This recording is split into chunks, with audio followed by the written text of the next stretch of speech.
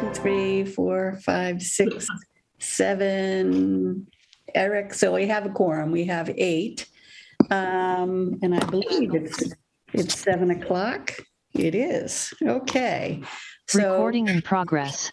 It's 7 o'clock, and we're going to bring the Concord FinCom to open up here. And we're being recorded, and I believe we're being broadcast as well. Is that right, Carrie? I think so, yeah. So that's what's going on. So I'm going to, hi, Kathy. I'm going to go around and take attendance. So Chris Reynolds, I'm here. I'm just going to go through my squares here. Dean Banfield. Here. Mary Hartman. Yes, here. Ray Andrews. Here. Amrith Kumar. I'm here. Peggy Briggs. Present. Lois Wassoff. Here. Eric Dahlberg. Here. Kathy Kukalo. Here. Dee Ortner. Here. Okay, and that's everybody I can see. So I think that's everybody we've got at the moment. Okay, great. Well, welcome back, everybody. So hopefully you all had a good, relaxing summer.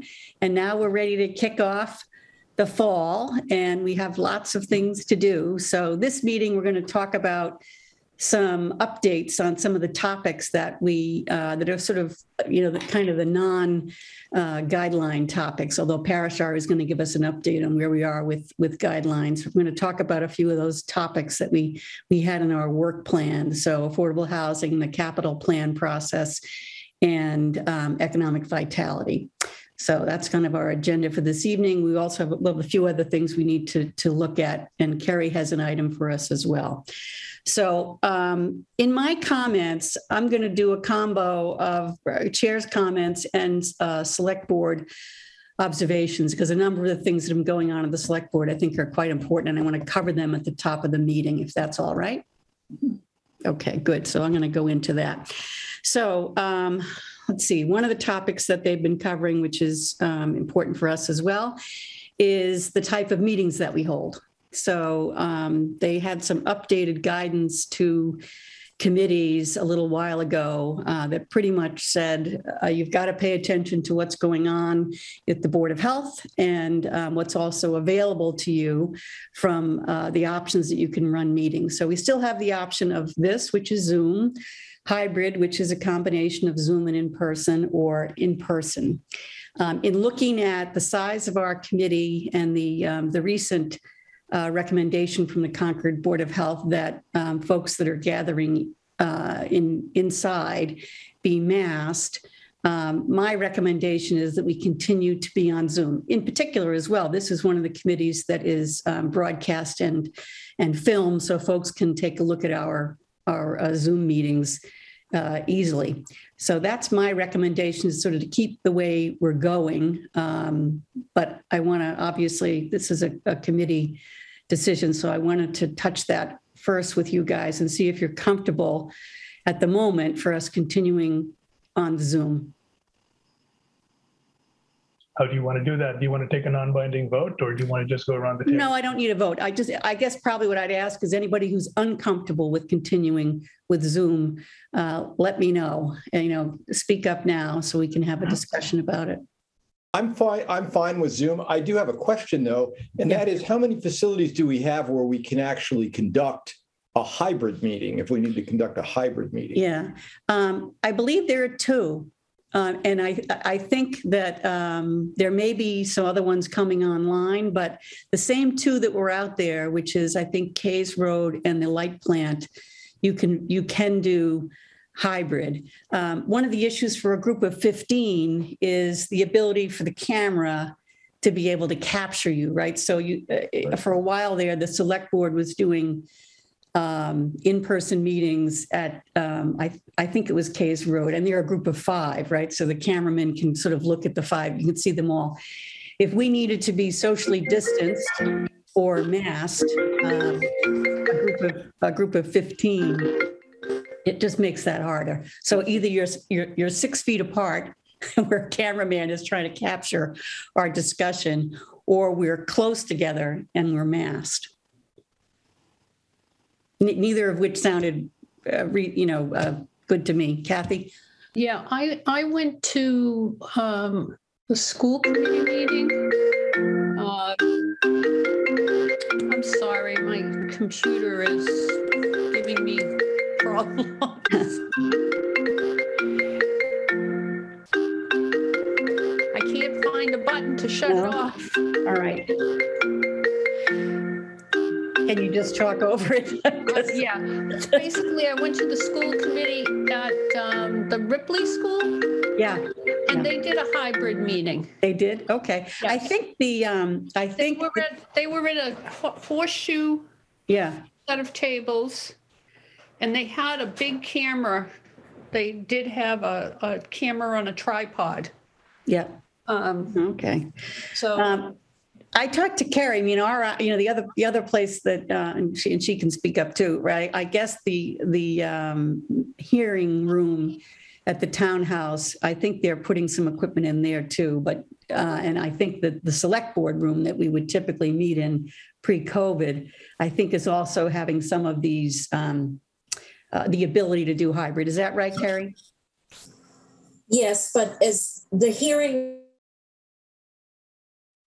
And I Recording don't in know, progress. Chris Carmody, do you know if the select board meeting room is hybrid? The select board meeting room is not ready yet. Right now, we've moved the light plant over to 55 Church. So it's the basement of 55 Church and then the first floor planning conference room in the planning department. But Dean, it's an excellent question. I think we've got 3 or 4 new locations coming online that we should be able to report out next week. So, Thanks, Chris. yeah.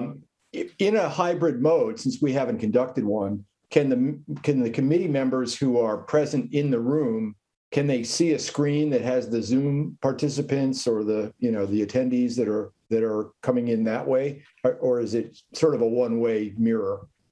We've been working with our CIO to make sure that it's a two-way communication medium for Zoom participants and people in person.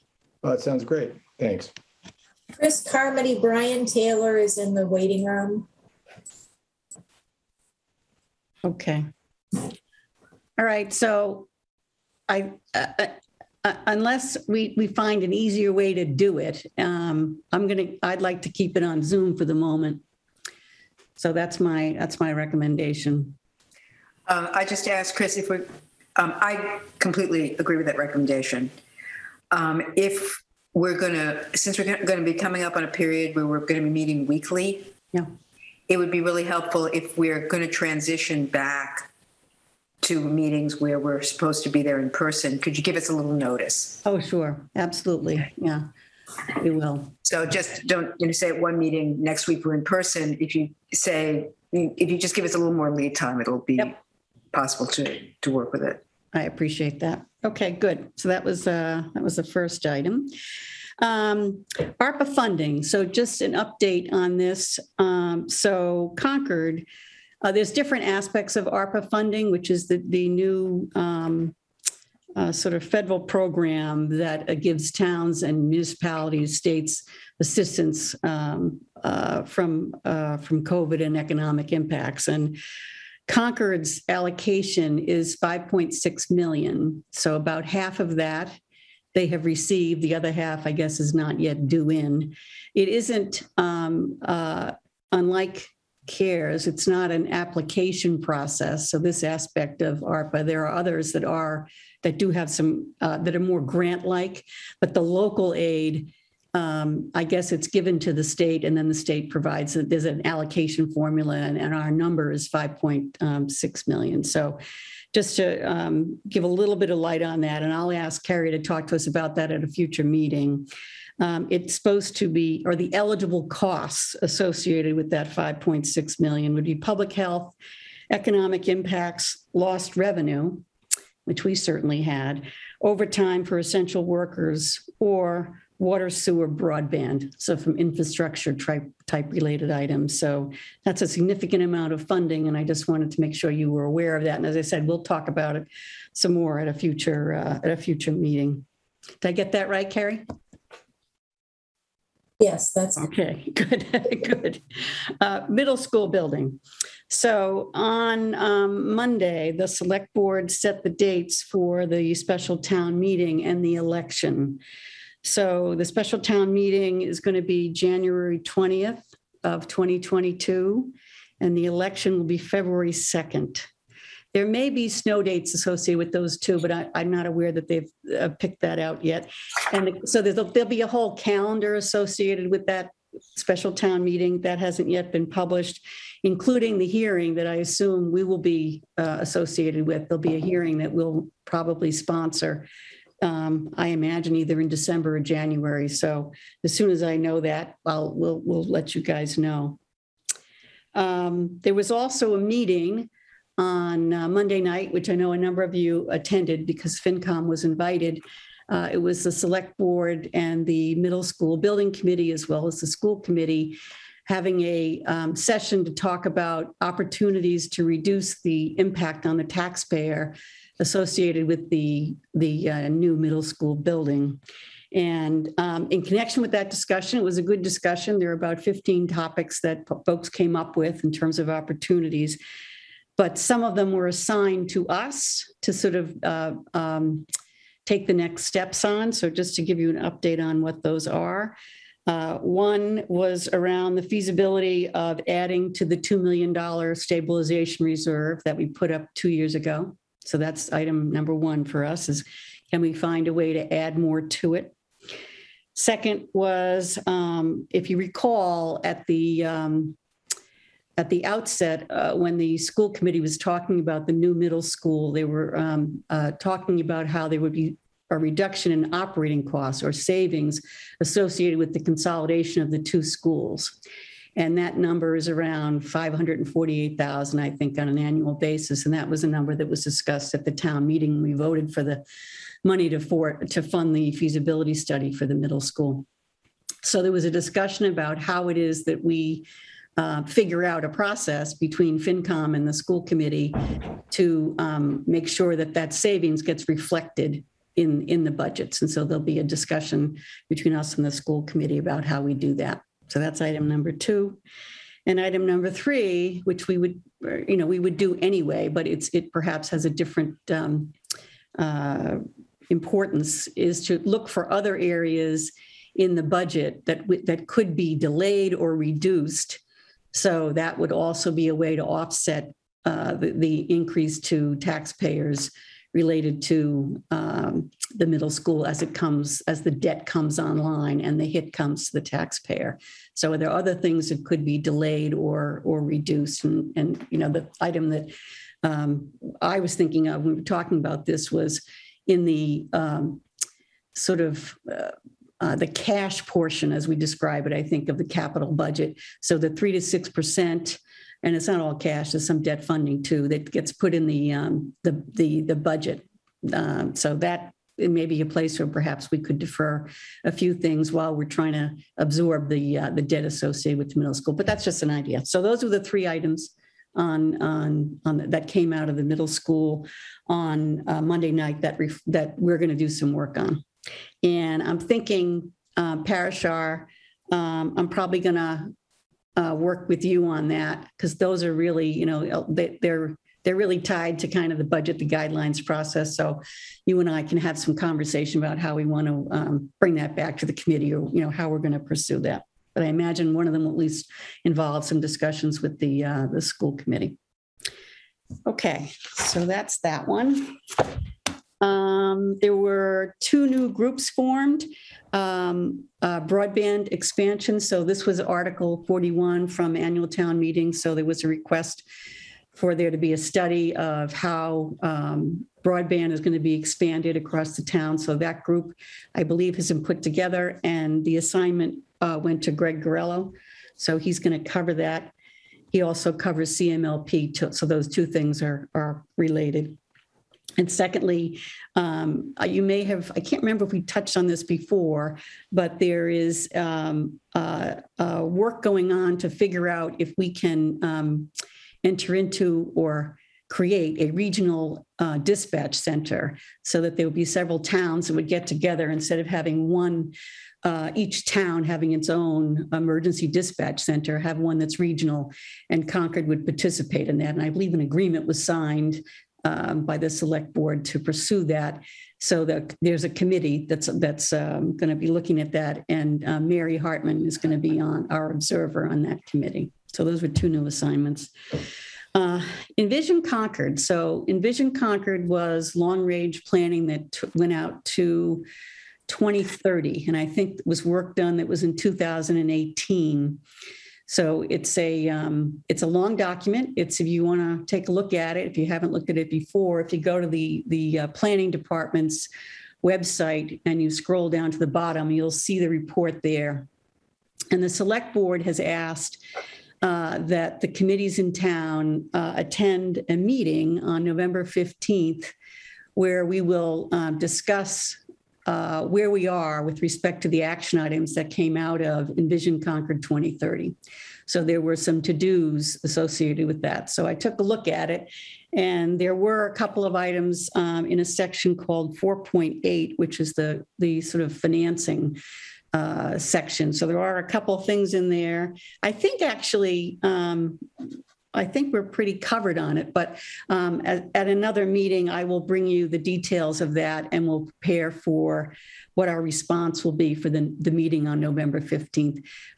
So we'll have a one-page document that says this is where we think we are on the to-dos associated with Envision Concord. So there were some things in there. So for instance, I think as I read it, and I'll look to Dean, who was here well before me, it looks like the SGR is in there. That was our main focus, was to try to just get some language in there that is trying to protect the diversity of the community, et cetera, and having an SGR level of continuous funding was really the verbiage we were trying to craft for that. That's right. That's what I remembered. And that's what you can tell when you read it. There's also, Parashar, there's a projection in there, although it's, I think, a 10 to 15 year projection, but I think we'll have something good to say about at least a 5-year projection. So okay, I'll take the 15-year projection of the bank. Okay. Okay. Yeah. So anyway, so I'll come back to you on, we'll talk about that in another meeting, but I just wanted to let you know that was out there. Let's see. And I think those are all the main things from the select board. We also have some correspondence. So you would have seen in your package that we had 2 letters from citizens involved in the Estabrook litigation discussing the litigation and related costs. And there was one letter that was to the select board and the town manager, I think one that came to us as well. So they're just 2 letters. This is similar to the correspondence we've received before from these parties. And I think as we've responded before, and I think in writing, our view is, we are the principal advisor on financial matters to annual town meeting, and that's our job. We don't get involved in the oversight of a specific expense, such as legal expenses. And I think that also we don't have a desire to get between parties that are in the midst of litigation, which these folks are part of the litigation. So I can't remember, Dean or Mary, do we actually write a letter in response, or do we view this discussion the response? I can't remember. That's how I've handled it. No letter? Okay. No letter. It's a good idea to just have a response letter that says thank you for your concern. Yes, you could do that. Okay. So I will. Can I? So do I have? Do I have to take a vote to get agreement to send such a letter, or is that just? And you can do that by email, right? I can, yeah. Just send a letter to them. Chris. Hi, Dee. Yeah. Yeah, I think that Carrie said that she automatically responds to any email that or any information request or whatever, that she responds automatically to the person who submitted that request. Yes, you're right. That's what a good memory. Is that right, Carrie? So we've already responded? Yes, I was going to mention that. So I do acknowledge any correspondence that comes in for you and let the author know that I've forwarded it along to the Finance Committee. So I don't think you need to do more than that, Chris, Okay. because you would just be repeating, you'd just be acknowledging receipt, Yep. which is what Carrie's already done. Okay, then I'm comfortable with that. Just want to make sure the committee was aware of the correspondence and our response. Okay, then I think that's. Chris, Yeah. can I Yeah, just Mary. add something back to your discussion about the joint meeting we had with the select board on Monday night? Sure. There was another item. Remember, we talked about extending the term of the debt from 25, I think, to 30 years. Mhm. That's another thing that was discussed, the pros and the cons of that. So that will probably come around for our recommendation as well. Yes, it probably will if that was to happen. Yeah. It was an interesting discussion. I encourage you guys to watch the tape if you weren't able to attend. And later on tonight, Dean's going to give us an update on the middle school. So we'll hear some more about that then. Minutes. We don't have any minutes, so I skipped that item, but just to touch on that for a minute. So, we're in transition because Anita is rolling off and Carrie is trying to bring someone else on. So hopefully next meeting, we'll have some minutes available. I'm hoping, Carrie, right? I'm hoping that as well. I'm hoping that, because we'd like to get those approved and moved on. Okay, so I think that's it for me. I'm going to turn it over to Carrie. We're going to talk about an adjustment to the budget in addition to the one that we approved in July. Thank you. So one last time on fiscal 21 before we put it to rest. At your meeting back in July, I brought to you what I was hoping were the final fiscal 21 budget adjustments. And as it turns out, we were able to charge some additional expenses related to the pandemic off to either CARES or to FEMA. And so the adjustments that we needed to make ended up being less in terms of dollar amount. I did bring this back to the select board. So the changes really happened at the end of August, at the end of July, beginning of August. But because you have not met in regular session since July, they're just coming to you now. So the adjustments that were made or that you approved back in July impacted public safety, our payroll tax account, and debt service. And as it turns out, we only need the adjustments and in a smaller amount for public safety and for debt service. So I'm not sure how much you want me to go into detail with this. I know you have a lot on your agenda, but instead of moving $400,000 into public safety, we only need to move $150,000. And again, most of this really has to do with there were some additional expenses that were allocable to FEMA for the most part. And you may wonder, how did we not know this early on? And all I can tell you is that even though the grant money is associated with a fiscal year, the reporting requirements are not tied to the fiscal year. There's a different timetable for reporting requirements. And we're trying to submit for reimbursement the maximum amount that we can identify. And so there's a review process. And we found out after the close of the fiscal year that FEMA would reimburse for some additional expenses than what we had been told originally. So obviously we want to get the most we can for the town. Right. Is it FEMA or is it CARES or? I didn't understand that it was FEMA. Yeah, it's both FEMA and CARES. And FEMA is reimbursing at a higher percentage than they typically do. They typically reimburse at 50%, and they're reimbursing at a higher rate. Mhm. Okay, so just one second, Mary. So for the committee, right? So as the town closes out its budget at the end of the year, they can't move money between categories without coming to FinCom and the Select Board. So they came to us in July, then essentially facts changed, and so we approved the numbers in July. Now the Select Board has approved a different set of numbers. So we're trying to get to the same place that the Select Board has approved. So the biggest change is what Carrie explained, which is the fact that there was several $100,000 of overtime. Is that correct, Carrie? That was able to be paid by FEMA and CARES that was assumed could not be paid by them when we were given the adjustments in July. So I think that's the biggest change. So the net adjustment, so once you sort of sweep away, the net adjustment is really related to two items, which is the purchase of cruisers and then a small adjustment on debt, right? That's kind of the net adjustment, Carrie, if I get to what you'd like us to approve today. That's correct. And there's no, the adjustment needed for debt is there. Nothing's changed since July. So that's still the same amount.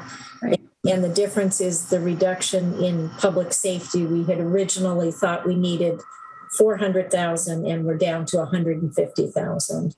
Which is the cars. The cars. Yeah. Okay, Mary, go ahead.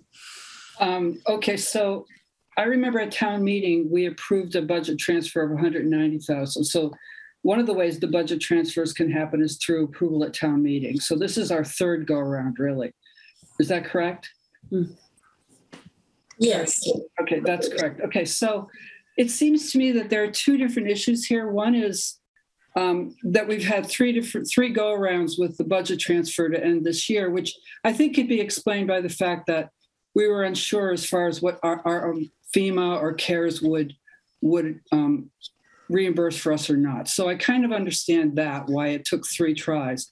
What I'm learning, though, from this process, and this troubles me, is that at the end of the year, if the town has a surplus in an operating account, they're using that money to pay for unbudgeted capital items, when if they didn't do that, that money would flow to free cash. So this is something that actually bothers me, that we're taking operating surpluses at the end of the year during a very confusing year end and using it to buy capital items at the expense, unbudgeted capital items through no review process. And the effect of that is basically we're reducing free cash, which we know, I mean, the schools are looking at it for a stabilization fund, and we know we're already down to like close to 5% free cash. So this is the thing that troubles me about this particular request. There's no question there. Barishaw? One question and two questions, I guess. Mary just said there's no review process. Carrie, can you describe, I mean, does a select board approve these items or not? I'm assuming select board approved the purchase of the cruisers? No, that's not something that would have been brought before the select board. So I guess one thing that I would mention is, and the police chief, I can't remember if he was at the select board meeting, but he advised that there has been a longstanding practice, a practice that predated him, where the marked cruisers were put through the capital improvement planning process.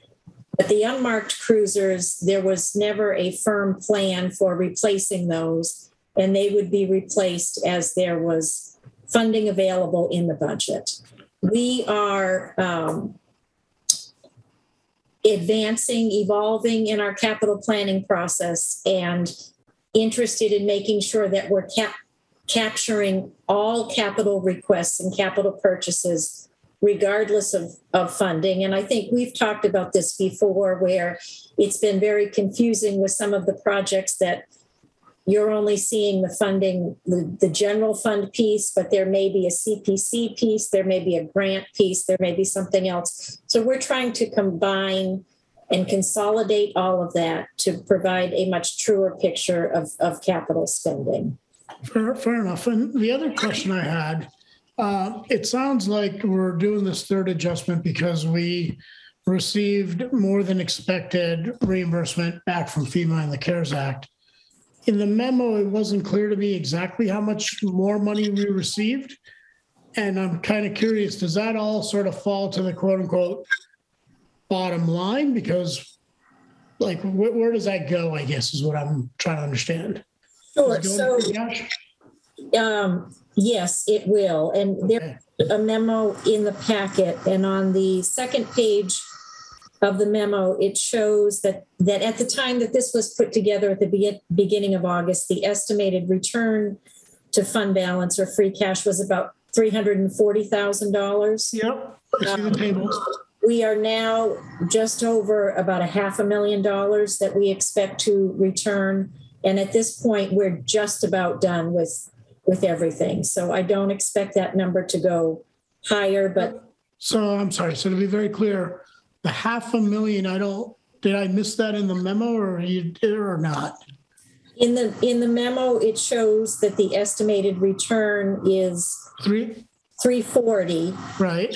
We've done some additional work, and there have been some additional reimbursements, and now we're at about $500,000. So the 160 isn't mentioned in the memo. I just want to make sure I'm not missing something. That's, as I try to learn the intricacy, I just want to make sure I'm not missing it. I didn't see it in the memo.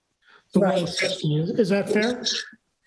It is not in the memo. Thank you. Just want to make sure I wasn't going crazy. Thank you. It's work that's been done since the beginning of August. Okay, fair enough. Amrit? Yeah, I share Mary's concern about the money being expended on something which hasn't gone before town meeting at a fairly substantial amount, especially because the money was appropriated at town meeting for something which is called joint insurance. I don't know exactly what that money was appropriated for. But the other thing which Carrie mentioned was that the police chief mentioned that in the past, there was a practice which he is continuing. Maybe it's time for us to look into whether or not that practice is one we want to continue, and whether it extends to other things where money which should go into free cash or could probably go into a stabilization fund is being used for expenses which properly should have gone before town meeting and been voted on by the town people. So maybe it's too late for these. I don't know whether these expenses have already been incurred or not. If they have not, I don't know that they will turn into unpaid bills. So is there still an opportunity to turn these back, or is it a done deal? They've been encumbered, and I think they've probably been ordered. They have. The expenses have been incurred. So maybe it remains only to see whether we want to say something about what to do in future years. Right. That's what, so actually, Carrie, I thought you might speak to that, because I think, if I remember correctly, when you presented this item to the select board, that you mentioned this, that, that you were not aware that they were using this,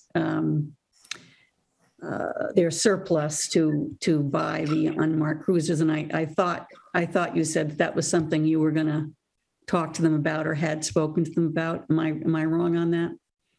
No, and I apologize. I thought I did say that this practice is not going to continue into the future, that any capital items, we are working to cap all capital requests in the capital improvement planning process. So everything can go through the same process, be vetted through the same process, and everybody is aware of what the requests are and what has been approved.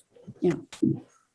I think that was a surprise for us, was to, and for you, that folks were doing that, and it is concerning. So Peggy, I'm going to come to you next, please.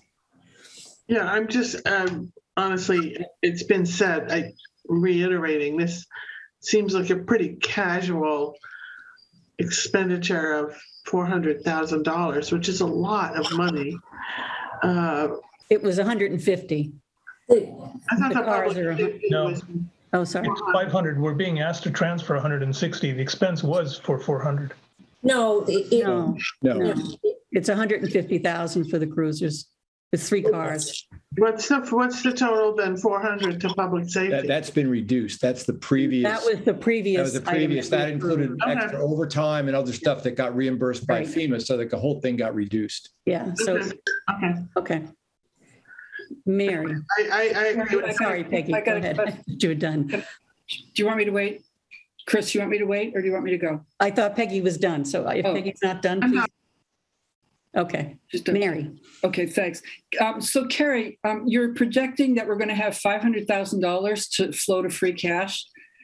But every year as you know, every year at town meeting, we take $1 million out of free cash to offset any increases because of guideline spending. So does this mean that this year we're going to have a problem because we're not going to have the $1 million coming in to offset that $1 million that we're going to be using to offset? Do you see what I'm saying? I do see what you're saying. And sure, this budget is closing tighter than past years, but given everything that's happened with the reduction in revenue, having $500,000 left at the end of the year after we've already, and maybe I should back up, because that is exclusive of the $850,000 that we already pulled out of that to. I know, Carrie, I'm not looking back and saying, we should have saved more money or so. What I'm saying now is going forward in FY23, can we count on having $1 million of free cash to put that article that we put every year on the warrant? Are we going to have $1 million available to us to do that again in FY23 or not? Do you know?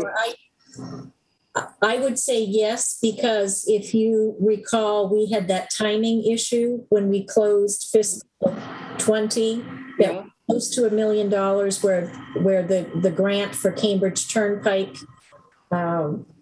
did not come in within a time frame. So we have that. Plus we have what we will close here.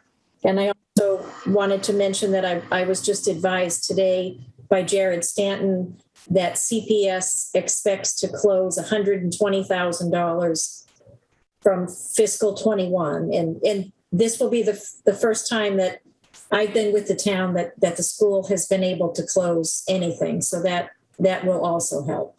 Okay, thank you. okay. I think Eric was first, so I'm going to call on Eric. Thank you. I know we talked about this the last time when this came up way back in July, Carrie, and you. I see you addressed it in the memo, but I just want to make sure I'm understanding it. What is the risk or exposure to the town for trying to do this so long after the close of the fiscal year? Doesn't this don't we have a state law, that chapter 44 you referenced, that spells out the timetable for doing stuff like this? Yes. So the state law is that May 1 to July 15 is the period that's open for making budget adjustments outside of town meeting. We, like most communities, do not do this by July 15, but we do it as close to July 15 as possible. I had a conversation with our auditor this past year, and I've talked to him about this before to get his take on it. And while it does not meet the strict letter of the law, this is not something that the auditor would write up in a management letter. It's not a management letter item. because the auditor understands the difficulty in meeting this timetable. I will mention that we had some discussion at the select board meeting back in August that if this practice makes either the select board or the finance committee particularly uncomfortable, we can look at rolling back our deadlines and essentially early in June saying, we're stopping the purchase order process for the current fiscal year is closed, and we can work toward tightening that up so that we could be ready for July 15. And I didn't get an overwhelming response from the select board that they wanted to do that. They seem to understand the difficulty in essentially cutting purchasing off a month early or so. Yeah, I think they seemed comfortable, as I recall from the meeting, because both you and Stephen indicated that the current process provides you with a degree of flexibility that is useful compared to, because I know Stephen said he had worked in a community where they did do the cutoffs earlier. And, he felt, generally we do get things done by 7:15. This year was unusual. So I think that was part of the discussion at the select board as well. I'd say we generally get them done by 7:31. 7:15 is pretty tough. Okay. There definitely is a lot of activity in public works with road projects in June, and it would be very difficult to shut things down. It might be useful, Terry, sorry to interrupt you, to explain the answer that you gave to Henry Dane when he asked what is the DOR theoretically, what would their recourse be if they were to come to us and say, you can't do this transfer post July 15th? What would happen? Well, in terms of unpaid bills, is that? Yeah, so, if they said this transfer, you can't do this transfer, right? So okay. Yeah. Sure. So if we did not process these transfers, then we would have deficits that are not legal under Mass General Law. So they would need to be raised, much like the discussion we've had on legal bills. It's the same concept. If we close with a deficit that is not allowed under Mass General Law, that amount would need to be raised on the following year's tax recap. So included in the tax rate within the levy for the following year. All right. So essentially you taxed them twice. Yeah, anyway, so it's a kind of a strange answer, but that's where you go. D is next.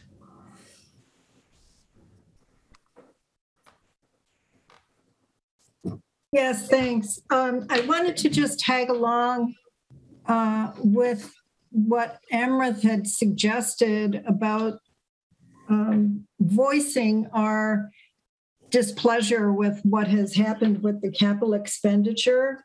And I think that it would be in our interest, as well as the interest for the citizenry, that that the FinCom does write a letter to both the town manager and the select board, and indicating that we were surprised by this expense, and that while it has been encumbered, our hands are tied. You don't have to put that in terms of approving it, but also approving the change that Carrie has said will be implemented going forward. Mm-hmm. Okay. Thank you, Dee. Dean? Yeah, just to sort of piggyback on what question Mary was asking. This is something that the police apparently had done as some sort of a practice with these unmarked cruisers in the past. However, the thing that kind of surprises me is that they're spending money they don't have in their department. So this has to either go to Stephen and say, look, is there money somewhere else that I can, debit against that? We'll sort that out later. It'd be one thing if the police department was running a surplus and they said, hey, what can we get for this money that that we have not expended, and then they go and buy some capital item. They're still buying a capital item. It's probably not a great plan to do that. But here they're reaching across to money that they really isn't budgeted. So that's the thing that kind of bothers me more than anything. Yeah, I think Carrie can clarify it better than I can, but I think when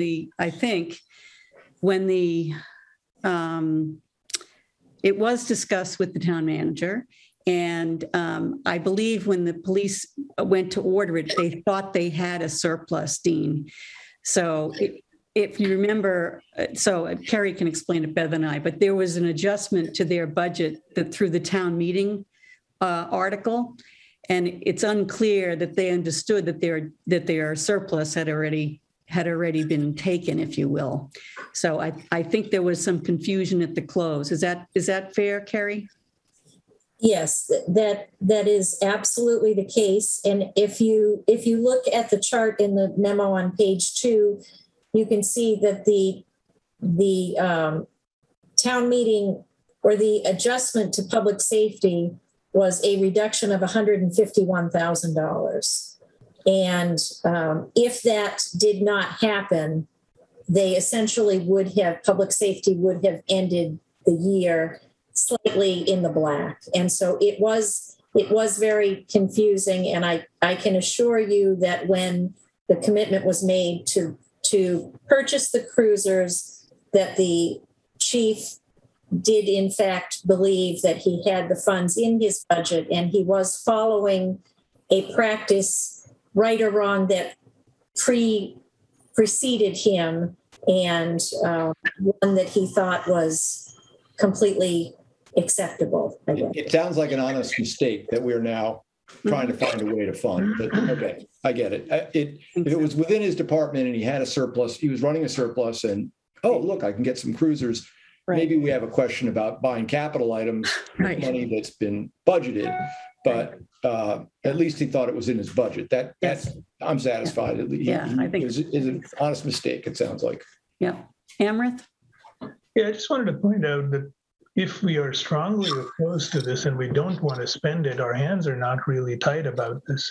The town can call for a special town meeting, and it's a 9/10 vote to go and get the money. Yeah. If we so desire. I'm not suggesting we do that. No. Okay. The comment was made that our hands are tied because the money has been encumbered. No, our hands are not tied.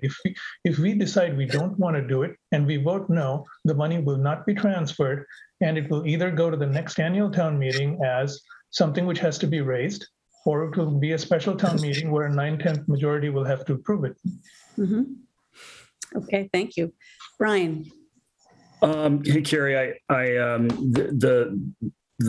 your comment about the unpaid bills transferring into the new fiscal year, I was just curious to know, does that carryover actually impact our credit rating?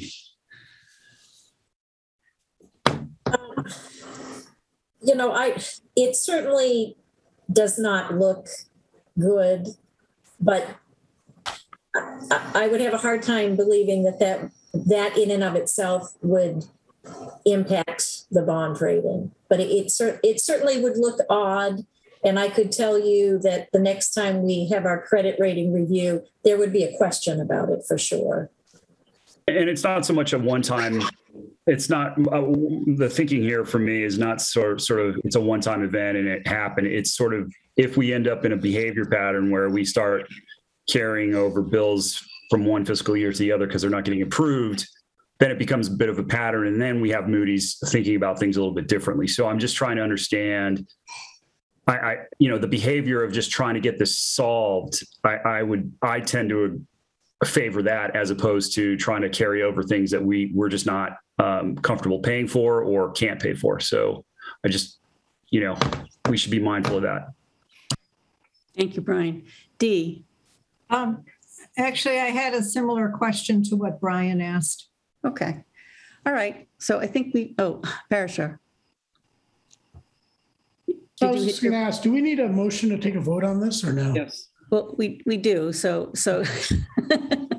just a second. So we've had good discussion on it. So where I am. So I think There was some back and forth, right, in the closing process, which looks like it was unique to this year because of difficulty in perhaps getting clear on what could be reimbursed and what couldn't be with respect to some of the spending that the town got into.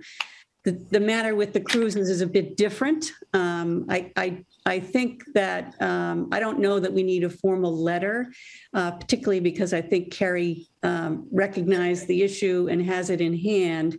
But I'm certainly, willing to say to her, we support you. And if you need any help getting folks to fall in line with keeping capital projects out of operating surplus, we're there to support you. But I don't know that we need to write a formal letter on it. But if others feel differently, speak now, because I think we are ready for a vote.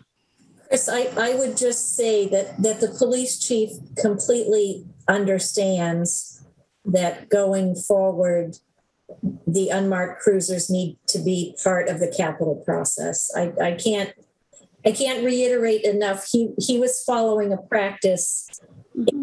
And Carrie, to your knowledge, are there other departments that would think they had this same leeway?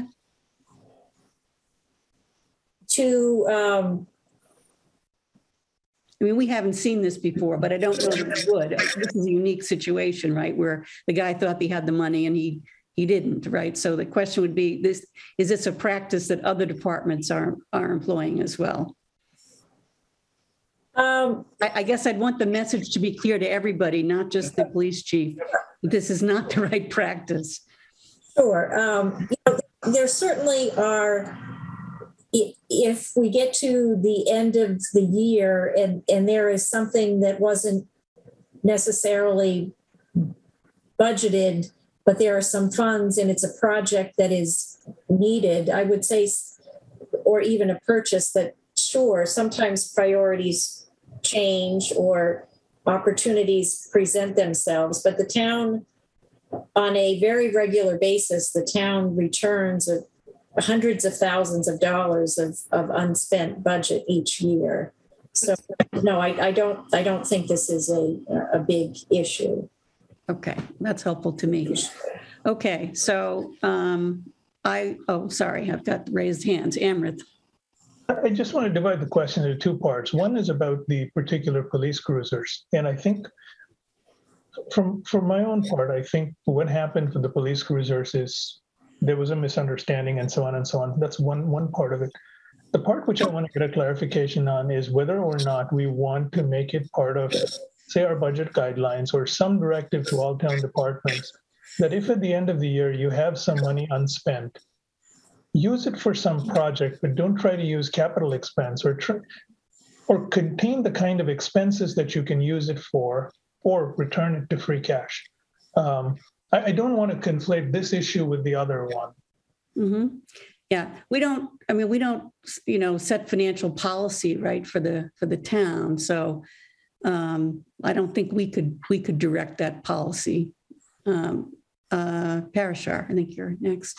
Yeah, so I was going to actually take a slightly different suggestion. And Carrie, you mentioned that you guys are putting in steps to sort of put your arms around capital spending in general. I'm wondering at a future FinCom, if you can just give us 15 to 20 minute update. We have obviously a process for tier 3 that folks have put in, but I think you're referencing tier 1, maybe tier 2, and maybe just give us a 15, 20 minute update on the steps you're taking to sort of wrap your arms around that would, I think, be helpful. I'm not suggesting we dictate it, but just informational FYI, this is kind of what we're up to.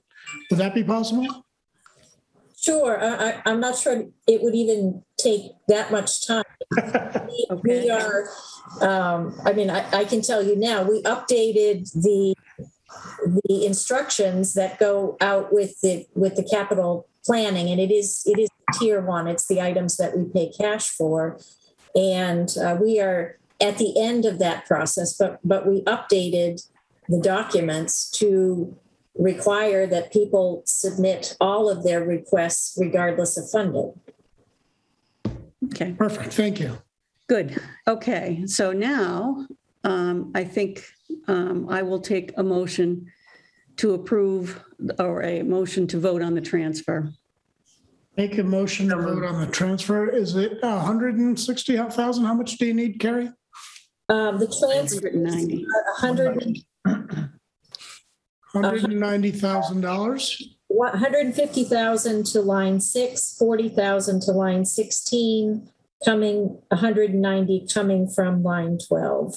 There you go. For a net adjustment of 0, but 190 from line 12.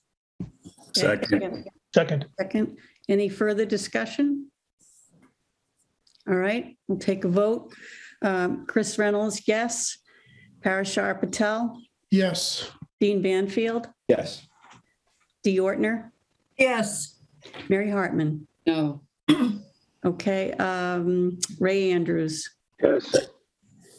Peggy Briggs, Yes. Lois Wassoff, Yes. Brian Taylor, Yes. Kathy Kukalo, Yes. Amrith Kumar, Yes. Eric Dahlberg, Yes. John Hickling, Yes. Greg Gorello. Yes.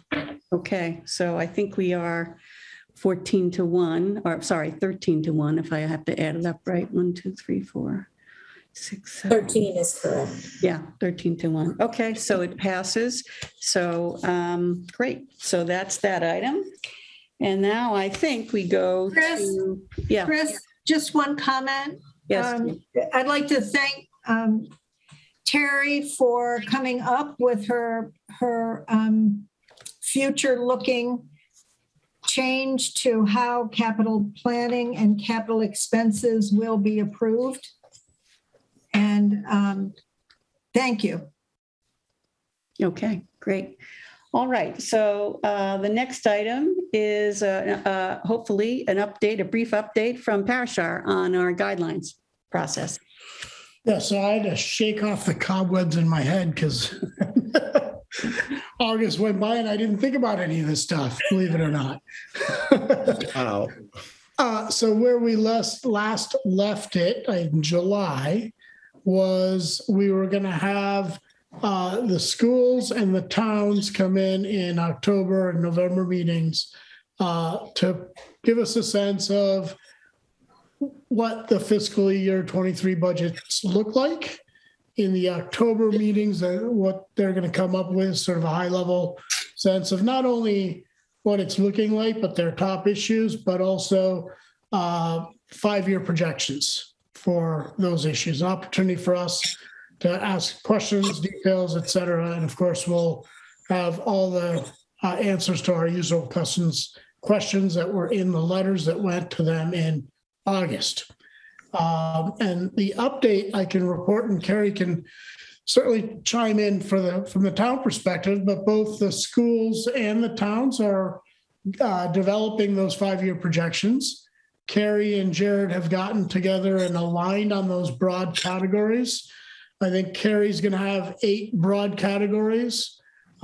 Jared, I believe, is going to have 5 for CPS and then 3 additional ones for Concord, Carlisle High School as well. And so because they've aligned on those categories that overlap, we will be able to actually add up to get a municipal perspective in terms of what Concord as a town spending looks like over the next 5 years. Again, at a high level, there's going to be detail underneath, but purposefully basically told them we're not going to look back 3 years later and hold people to this, right? This is really, again, a big picture sense of what some of the major spending category drivers are, how they compare to the SGR. I think if the committee feels comfortable, I was also going to prepare some additional indices we can use just for eyeballing, but we'll certainly have a sense of what the SGR looks like and kind of compare it to see what the growth looks like in these different categories. Hopefully drive a discussion around major topics versus some of the detail, which can come a little bit later in the process. So that's sort of the high level update. Carrie, anything else to add, or Chris, before open it up to questions? I don't have anything. No, I would just say, just reminding that, so we have a couple of meetings. We have 2 meetings in October. And at the end of that, I think maybe at a third meeting, I'm just looking on the calendar in front of me, but we'll produce a preliminary guideline. So if you remember, we do our first round of work, we produce preliminary guideline, and then we come back for a second round and we do the final, which I think gets done at some point in December. Is that right? I can't remember my dates now, or it might be the end of November, but you'll see it on the calendar. So you've all gotten a copy of the calendar through December. So you'll see these dates listed there. And when it says a guidelines meeting, that's you. So everybody's on the guidelines subcommittee. So some people thought that was not them. That's you. That's all of us. So just to remind you, I know it gets a little confusing. Everybody needs to come to the guidelines meetings. It's important. So that's all I have. All right. So our next, we'll look forward to that then, Parashar. And our next topic is affordable housing. So this was one of the topics that we had on our list because we get requests for, whether we're going to support or not, requests for appropriations of free cash. We also are observers to CPC's activity, and they also fund some money into affordable housing. So it's a topic that I asked Ray to go off and do some groundwork for us, and he's going to take us through it, just really background information. And then what I want you to be thinking about, though, is given what he's going to walk us through, and some of it's just the groundwork of what are the right terms to use, because it's a bit of a confusing area. What is it that you want else to know, or who else do you want to speak with, or what issues do we want to talk about with respect to affordable housing? So this is sort of our opportunity to talk about it. So I'll turn it over to Ray. Thank you, Chris. Are we going to do the slides or not? We are. So do you have them? So I think Kerry can share her screen for them as well, or unless you have them. I don't have them in a shareable format, I don't think. Okay, then Kerry can.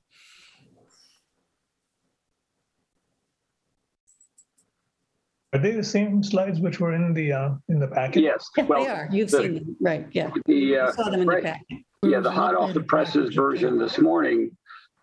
Excuse me. The hot off the presses version this morning is the most recent, and there's only one slide that was changed from the one sent out a couple days ago. Carrie, I can share if you want. Hey, Chris, I don't think you have the most up-to-date one. Me? Oh. It's helpful to have the sharing, because at least for me, it goes sideways instead of, not sideways. Yeah, right. So you I'm not very good at this. That's okay. So who's sharing? Is it Eric? I think I am. You are. Okay, good. All right. Take it away, Ray. Okay, so yeah, in the background, we'll hope the technology catches up with us. Yes, okay. So we talk about affordable housing, and yet there's a variety of definitions of affordable housing. For the SHI, which is the subsidized housing inventory, which is the one that we are very sensitive to because it affects 40B development. 40B says that if you don't have 10% subsidized housing inventory in town, that the town gives up some ability to manage development in town. And so we try to stay above 10%, and we are currently above 10%. But if we consider that a meaningful description or the definition of affordable housing in town as suggested by Envision Concord or by other groups, that's a bit deceiving. So definition of terms, affordable housing for the SHI is 80% of the occupant has to have income at or below 80% of AMI, area median income. And moderate income, which some people in town occupy, is 150% of AMI. That means that they have income at or below 150% of area median income. And the CPC considers 100% of area median income as their threshold for eligibility. So it's a little confusing. Hey, Ray, can I just ask a question? Sure, How absolutely. much is the AMI for Concord, dollar-wise? I don't know. I don't remember. I can get that for you, but it's no. I'm not going to make up a number. I don't remember. The area that Concord is in is quite broad, actually. It's a lot of Middlesex County, I believe. Yes, that's right. AMI, that's right. The area for median income is about Middlesex County, I believe. Maybe even. I wanted the dollar amount just to get some perspective, but that's okay. It's about 132,000. Yeah, that's what I would say. It was somewhere between 132 for a family of family of four. It's called a median household income of 132,000. Some other stuff which Mary had sent me a couple of weeks ago made me go look this up. Okay, thank you. So the town qualifies for a 40B purposes at having more than 10% of subsidized housing inventory. However, some of the units that count in that are market rate. For instance, in Concord Mews, Warner Woods, and Fairhaven Gardens, the three of those is a total of 357 market rate apartments. So apartments that rent for market rate, but actually get to count on this subsidized housing inventory.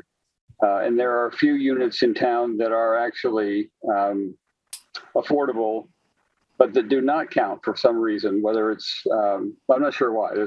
There's because they're over the 80%, right? So we're using them. We use the moderate definition at less than 150. Right. That means they yes, don't qualify for SHI. That's right. So the 41 units are moderate income, and yes, they're affordable with a small a or whatever you want to call it, but they're not counting in the 10%. Right. Right. So the next slide, please. I'm just going to pause on that one. So it's a complicated area, right? So what the math or the formula that's used for 40B is very specific, and it's used for this very specific purpose. So some of the information is useful, but some of it is not if you're really trying to understand, depending on how you define it, what's affordable. So that's what we're trying to talk about in that slide. Right. There's a lot of different places to go. If people are interested, we can certainly talk about different units. I mean, Concord Mews or there's a bunch of properties in town that for reasons that conform to the legislation or the 40B that either count or don't count, and it's sometimes it's just what we're saying here is basically the next slide here says of the units in town, really about 5% are really affordable. Out of the in town, all of rental units total is about 23. So roughly a quarter of the housing units in town are rental, and 3/4 are owner occupied. Hey, Ray. Sure. Go ahead, Brian. Oh, okay. Thanks, Mary. Ray, as I was looking at this material and as I'm hearing your comments, one of the things that kind of struck me and I wasn't clear on it was, are you saying that we actually have met the 40B requirement as of the last census, or are you saying that these are the requirements for us to meet it? No, I'm sorry. Yes, that's good. Yes, we have met it. We are safely above the 10% for, yes. Okay. And does that number include the Junction Village? Have those units come online as being acknowledged yet? So that's going to be a surplus for us going forward then. Right. Okay, great. Yeah, Thanks. assuming they come online, I think we should be able to meet that 10% SHI and the 40B requirement through, I think I heard 2030. So it's if the 83 units come online and some other things continue as they are, we are not in danger of falling below the 10% SHI for 40B. Peggy has a question. You're muted. It is confusing, the way 40B looks at it. They take the full development, but only part of it qualifies because the market rate units are the ones that basically finance and support the affordable units. The other part is that they roll off. They're usually affordable, for like 30 years, and which I used to think was a long time. It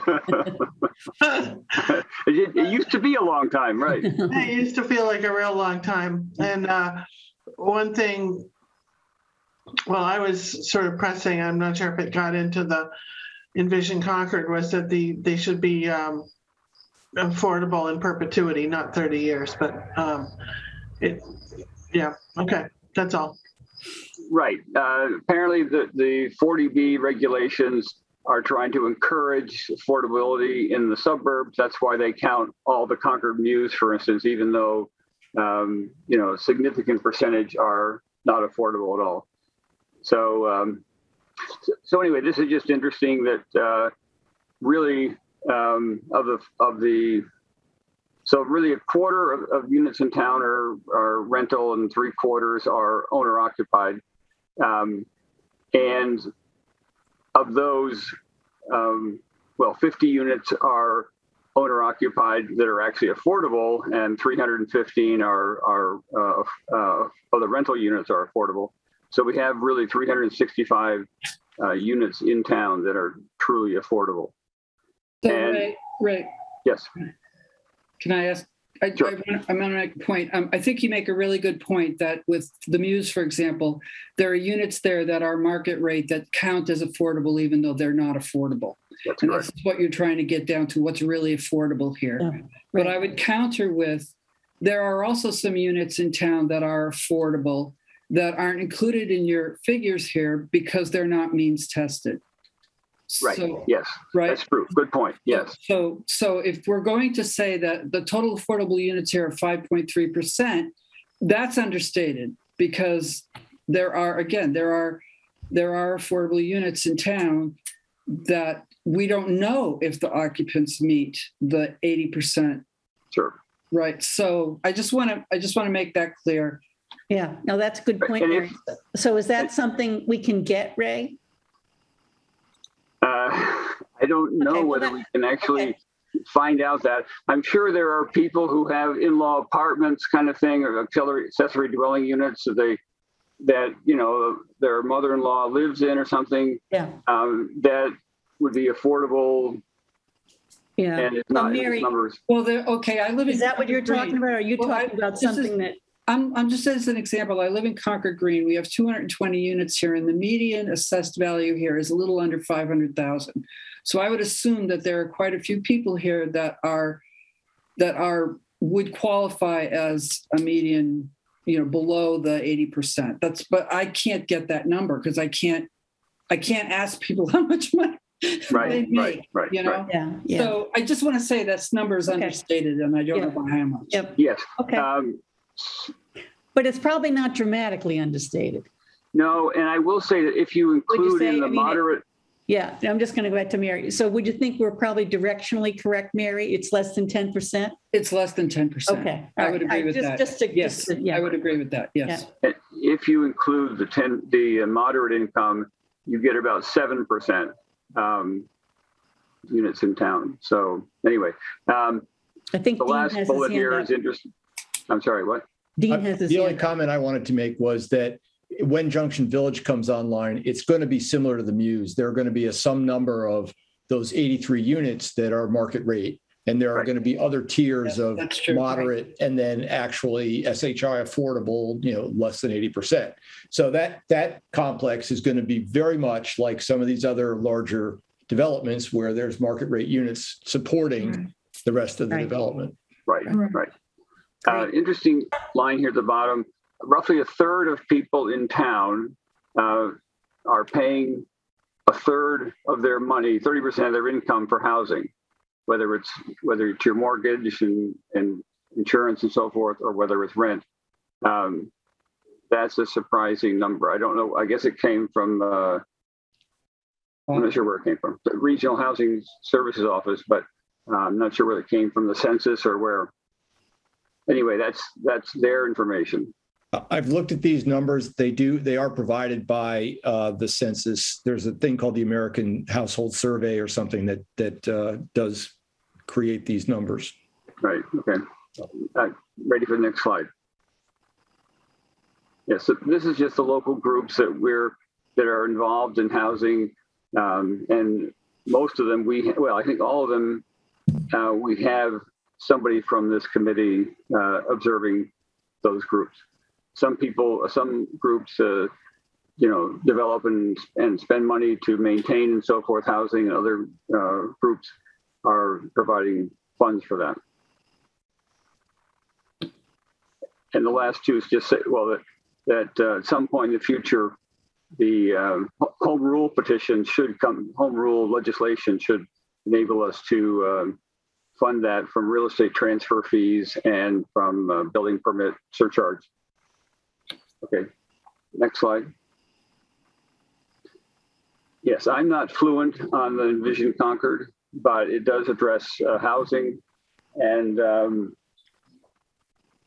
yeah, these points were pulled from there, right? So there's 6 goals related to diversity of housing in the Envision Concord plan, but these were 2 that seem to be speaking to affordable housing. So I threw those in here.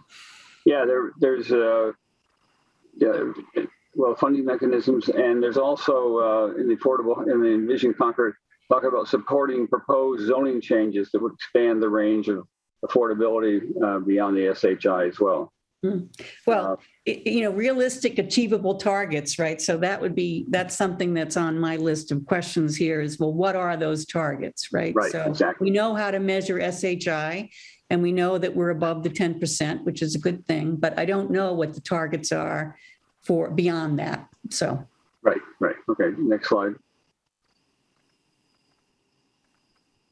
Yeah, so I was on the Affordable Housing Funding Study Committee, and we proposed 4 warrant articles for 2019 town meeting, and all 4 were approved by the citizens. And so one of them was a $500,000.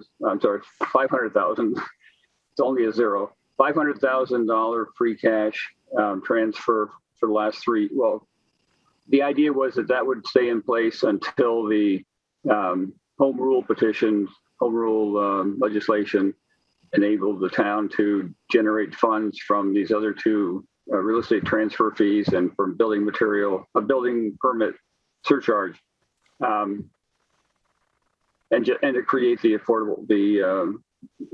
municipal affordable housing trust fund, which has been done, or isn't it very?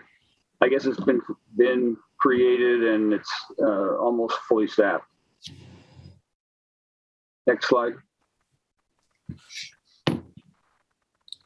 So this is what Chris mentioned, is that, our role is to vote on the free cash transfer, CPC funds, and we will probably have a role dealing with the Affordable Housing Trust. We don't know. So that's one of the questions I have is, Right. is that are we going to weigh in on that spending, whether it comes to us or not? But it's at the moment, it's only funded by taxpayer dollars. So, Right. So that's a question mark, but it's my thought. Right. I have a question whether if these home rule legislations take place, will the Finance Committee have some involvement in setting the percentages of funds that go to affordable housing? Well, setting the percentages that these fees are, the surcharge and or the fees, may have a range legislation that the town has to decide, and will FinCom be involved in that? Yeah, it's a good question. I don't know. Yeah. Next slide. It's just a question. So out of this conversation, what does the committee think we need to know to do our job, basically, to advise the citizenry on town meeting and elsewhere.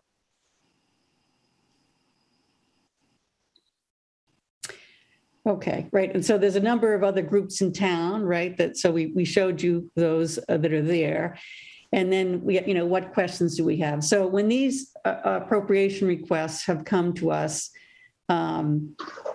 there's been a mixed response, I'd say, from FinCom. And of course, it changes over time depending on the membership. But sometimes we vote to support the articles. Sometimes, we say no. Sometimes we like, and some of it depends on what's going on, right? Appropriations from free cash are very much dependent on how much is available, right? So we have some concerns there that have nothing to do with this topic, but it might just be the amount of money that's available.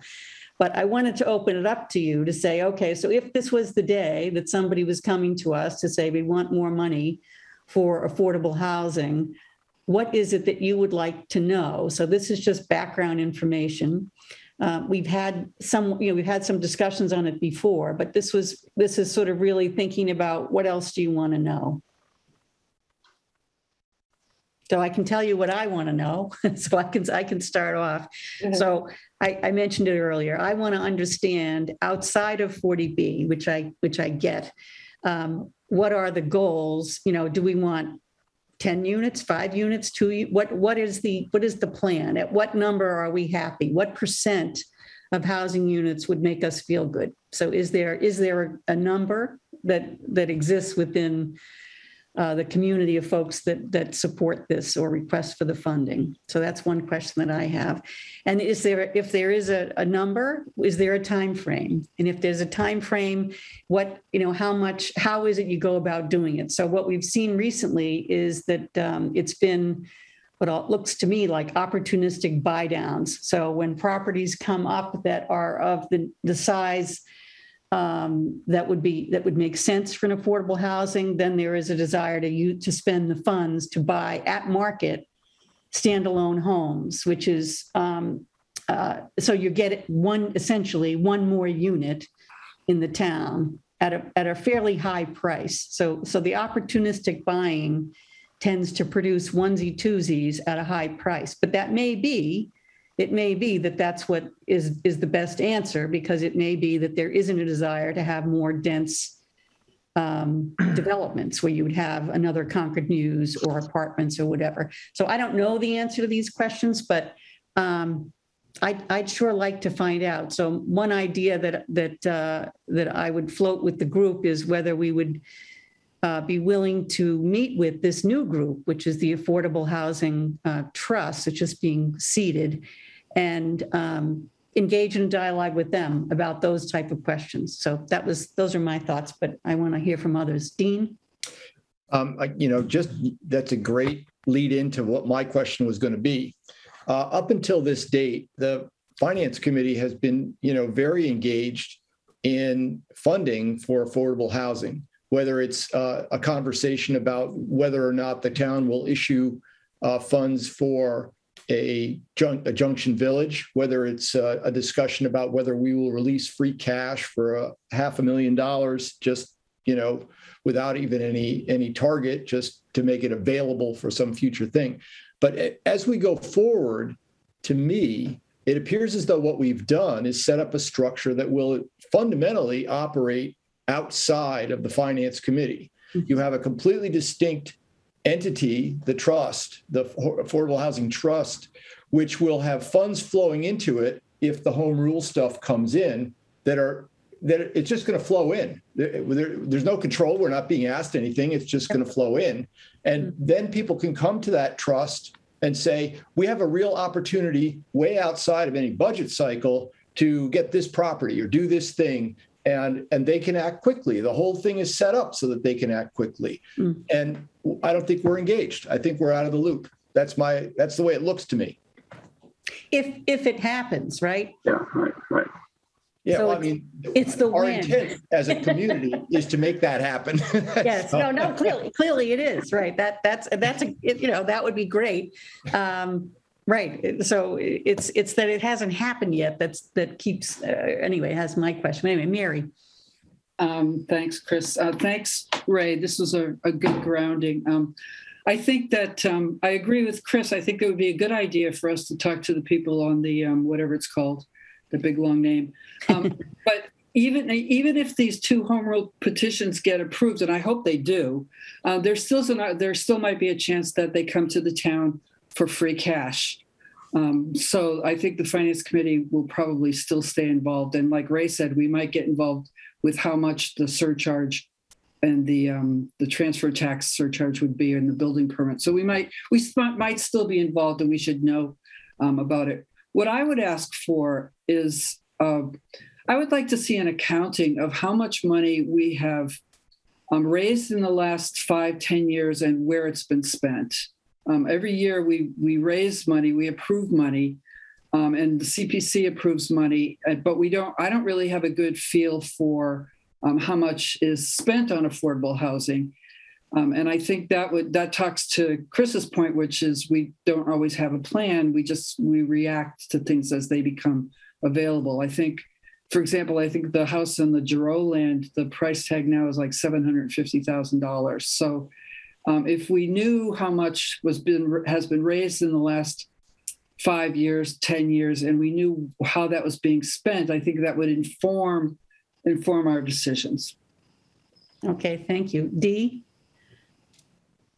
Yes, Chris, your questions about Envision Concord and the percent increase, what you want, understand outside of 40B, what percent increase in the time frame.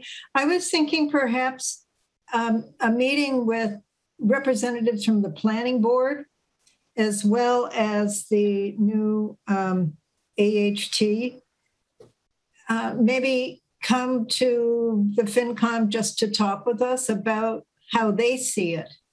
And I would think that the planning board would be really involved in the time frame as well as that increase, because a lot of this has to do with zoning as well. Okay, good. Parashar. Yeah, thank you. So Ray, first of all, thank you for pulling this together. The slides and your presentation of it sort of crystallized in my mind a topic which I hadn't really thought about, frankly. And affordable housing is like, in many ways, motherhood and apple pie. I mean, who's going to be against affordable housing? And I, in the past, have voted to transfer the money over. But frankly, the material you circulated, as well as some additional digging I did, kind of made me question sort of this continuous funding of the affordable housing stuff. And so if we can just go back to slide 5, I think what would be helpful, whether discussion or whatever, would really be helpful from my perspective to help us understand how folks plan to quantify this. So what is a achievable target for preserving or creating? And what does it mean to say additional self-sustaining? But there's another element to this. If you take a look at the distribution of households by income and what they're paying for households, most of those are rentals. So a little bit more sort of vision of what do we actually mean by affordable housing in Concord? And then how are we going to get there? Because as Mary or someone else said, do these onesies and twosies, which I previously thought was a good idea, frankly, isn't going to move the needle. Mm-hmm. And I'm happy to circulate, Ray, the results from the American Community Household Survey that's conducted by Census, which actually has a very good detailed sense of this. And so, for example, are we aiming to move the distribution one way or the other? That ought to help inform some of our policy goals. Right. And I'd like to get that crystallized, maybe a current state of where we think we are today, and what's our desired state in X number of years or whatever, and to make sure that it's actually measurable, both the current state and the desired state. So thank you very much, Ray, and I'll shut up now. Okay, Amrit. Yeah, thank you. Similar to what Parashar was talking about, Ray, thanks for putting this together. I didn't completely understand everything, so I'm going to follow up with you to get some more information.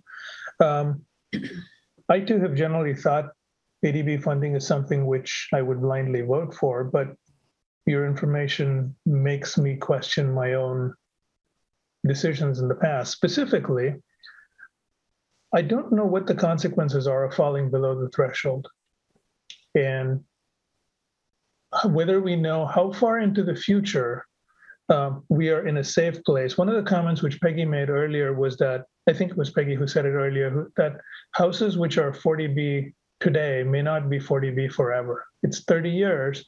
And if some of these houses are really old, do we know what's going to happen tomorrow? I look at your slides and maybe data is hard to come by, but some of this data is 2018, refreshed infrequently. Do we have a good sense for where we're going to be relative to all these percentages and thresholds for the foreseeable future? Because we can't turn on a dime and buy a large number of houses or make a change. So how do we look into the future, understand where we're going to be, and how does one get better data to make these decisions?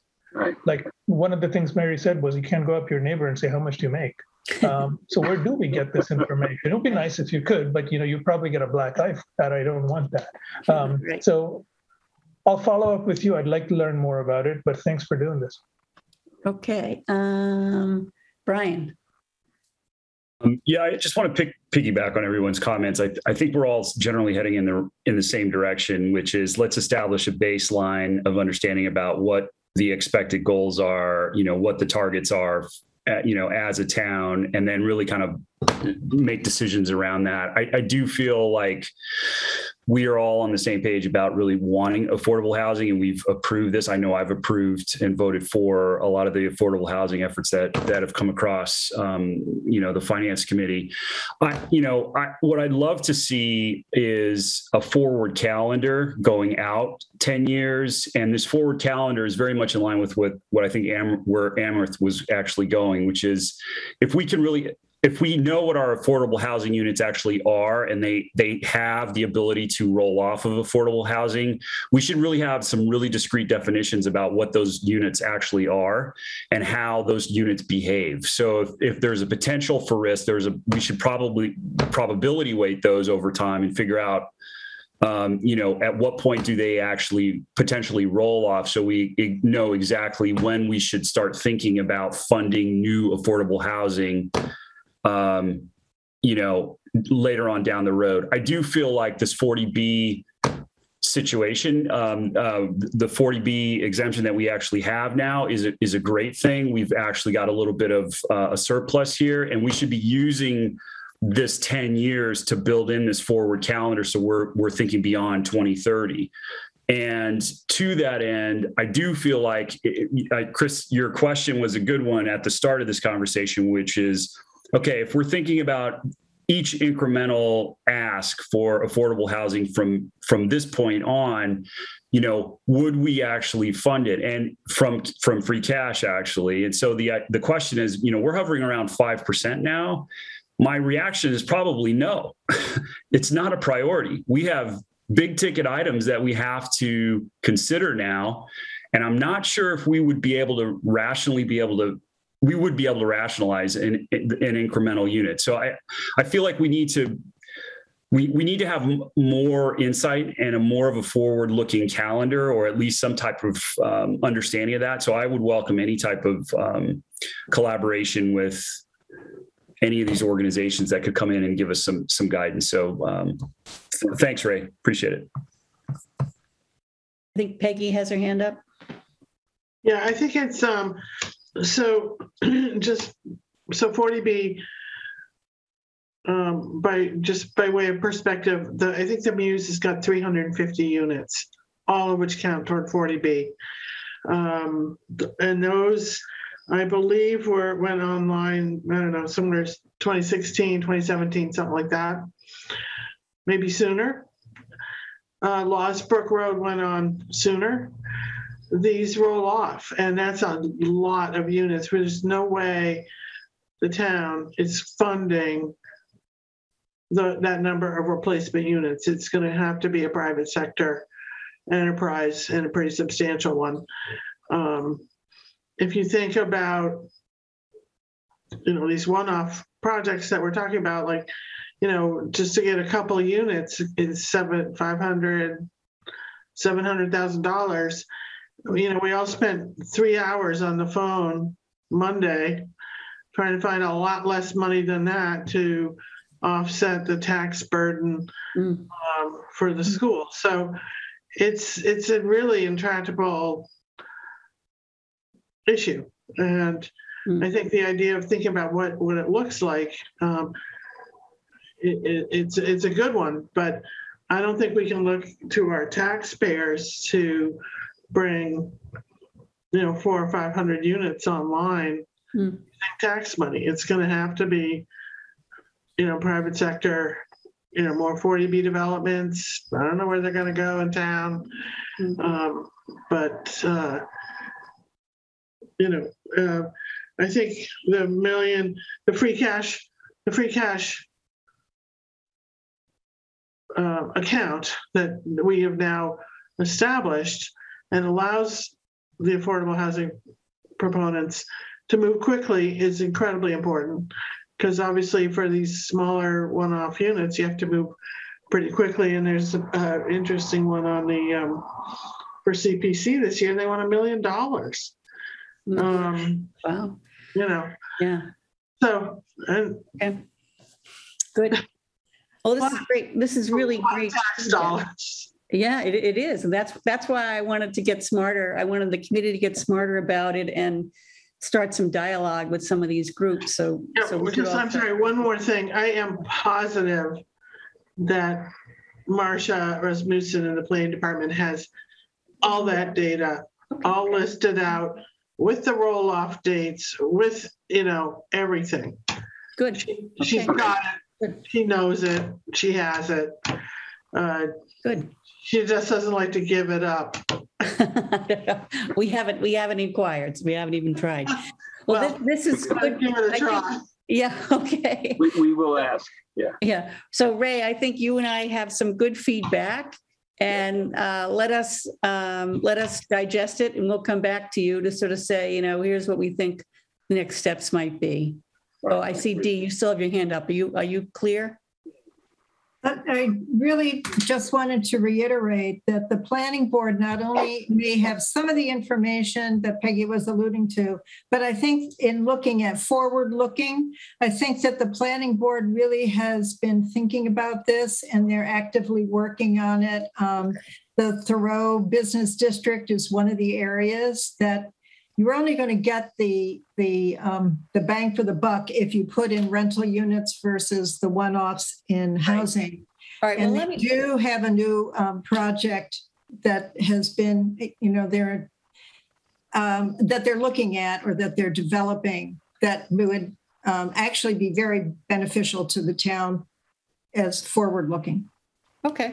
All right. So we'll take this back and we'll come back to you with some suggested recommendations and some actions of how we can gather data and meet with some of these groups. All right. Thank you for the good questions. Yeah. Thank you very much. Yeah, I'll watch this video 3 more times at least. Good. Thank you, Ray. Thank you for pulling it together for us. Okay. We're going to have an update on capital planning from Eric Dahlberg.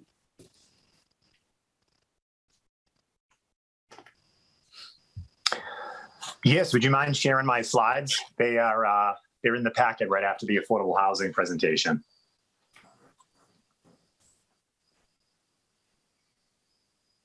And thanks, Carrie, while you pull those up.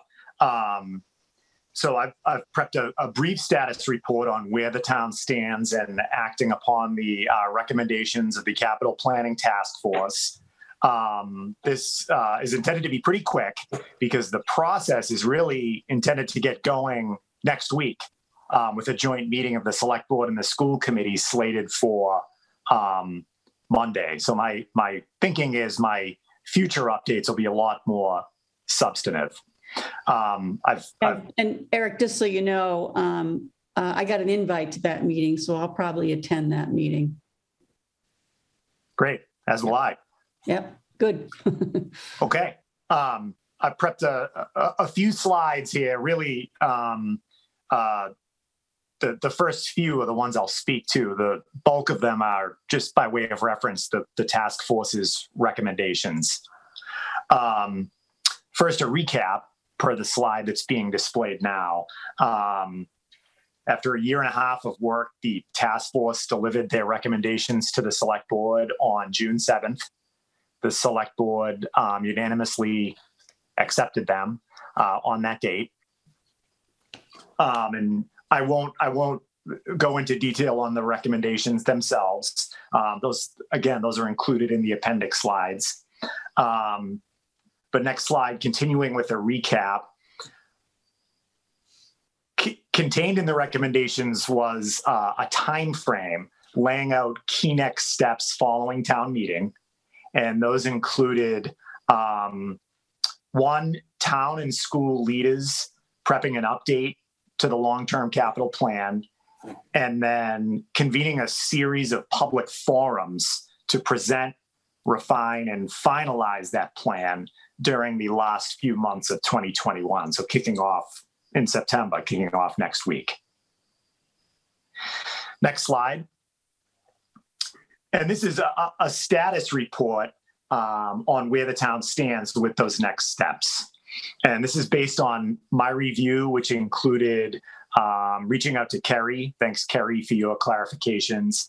A review of the upcoming meeting schedule and the select board's capital planning page, or their subpage on the town website. On the first item, prepping an update to the long-term capital plan, I wanted to leave this as TBD, pending the presentation at Monday's meeting.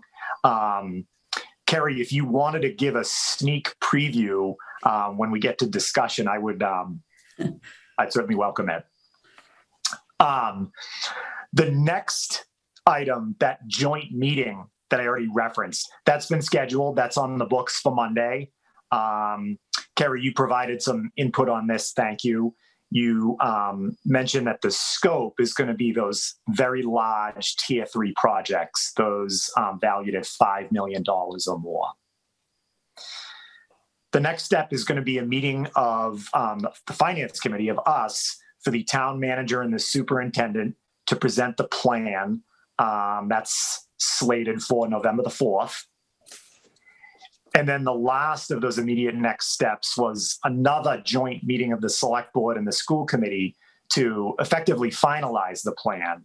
And that's on the books for December 11th.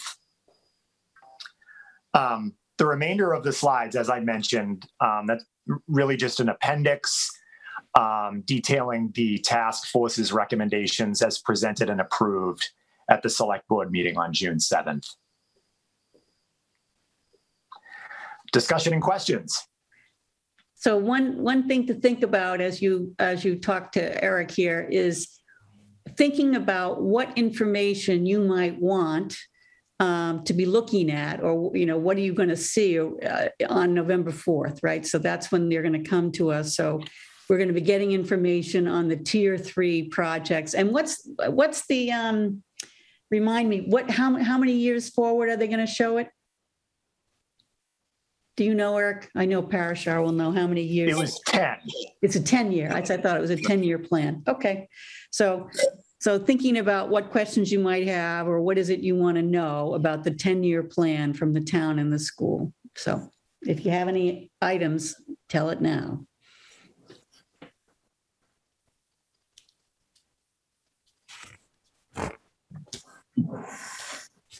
Okay, looks like Peggy has her hand up.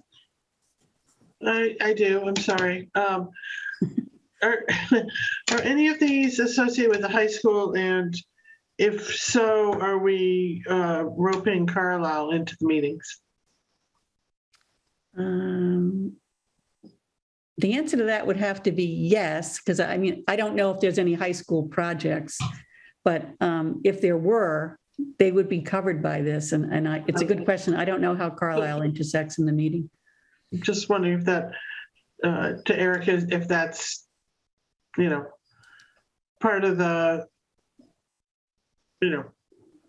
scheduling or whatever. So Yeah. that's all. Yeah, okay. Okay, that's I all. haven't seen that.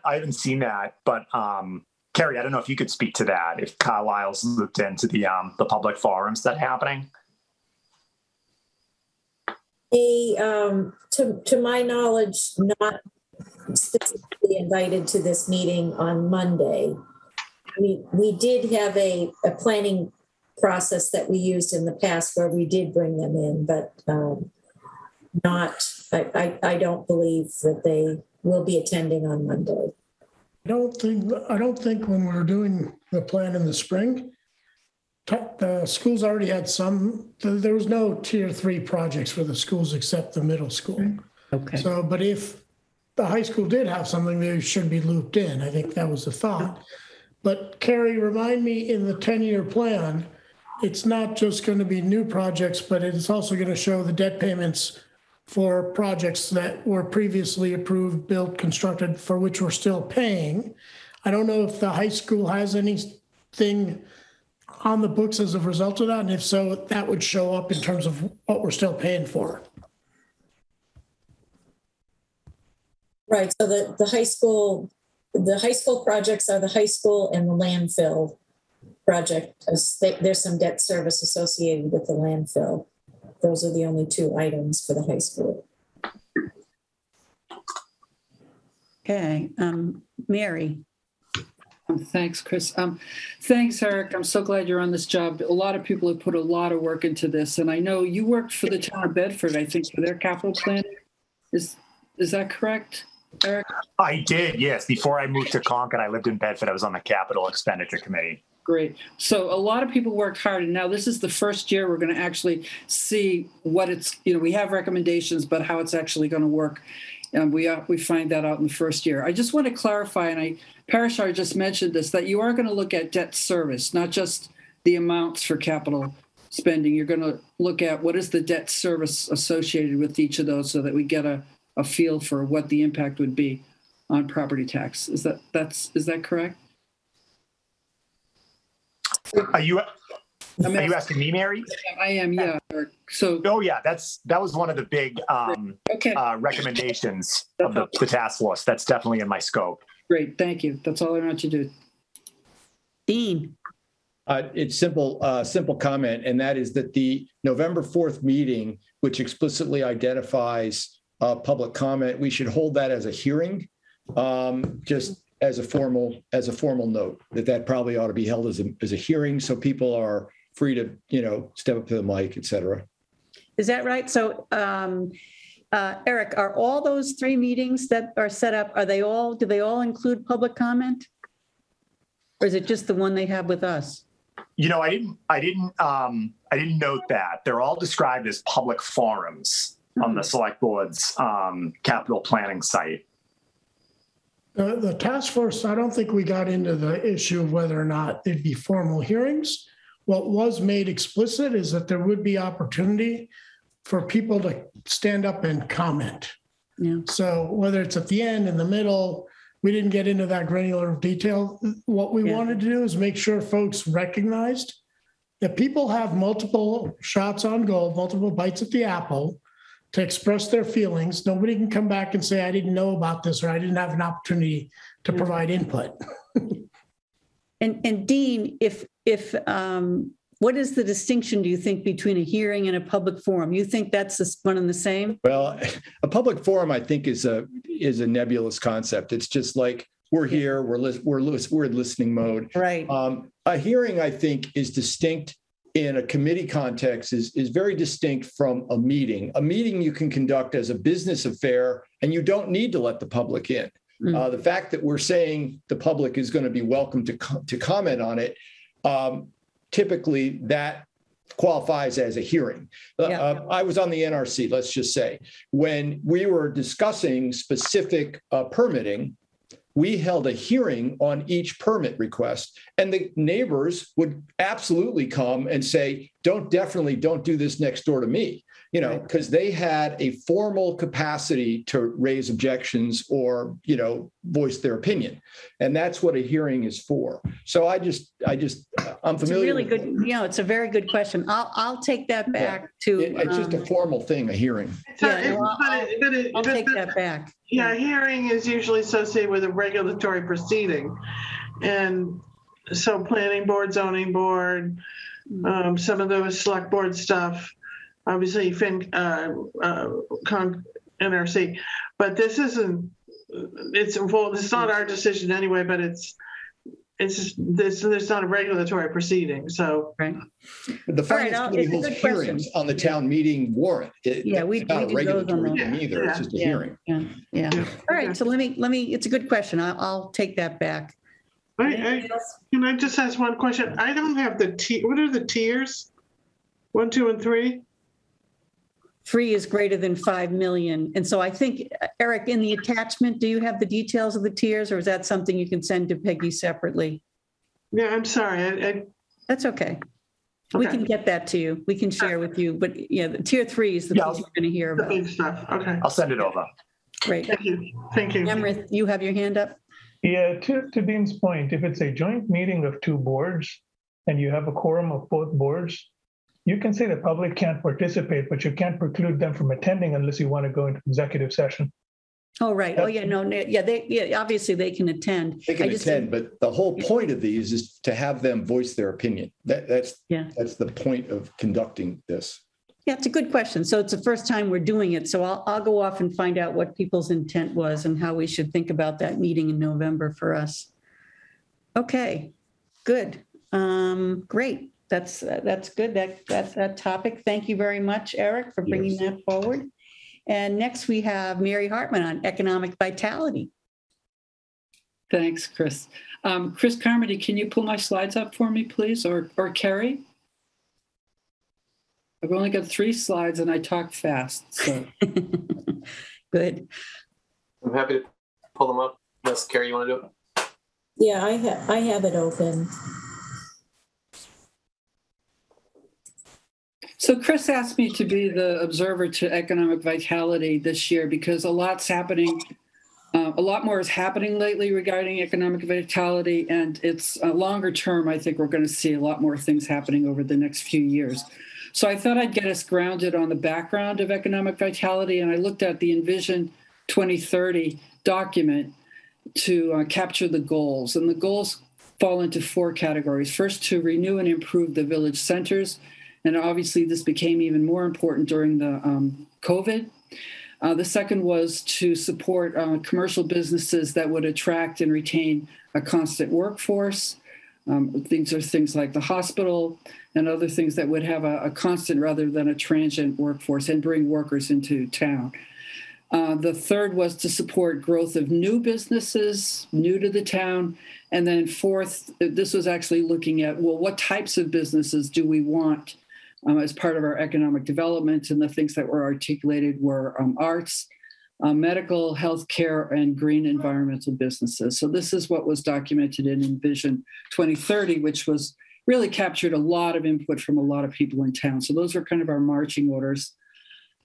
If we just look at what's happened recently for economic vitality, we hired a director of economic vitality and tourism. It was a focus on tourism in FY20.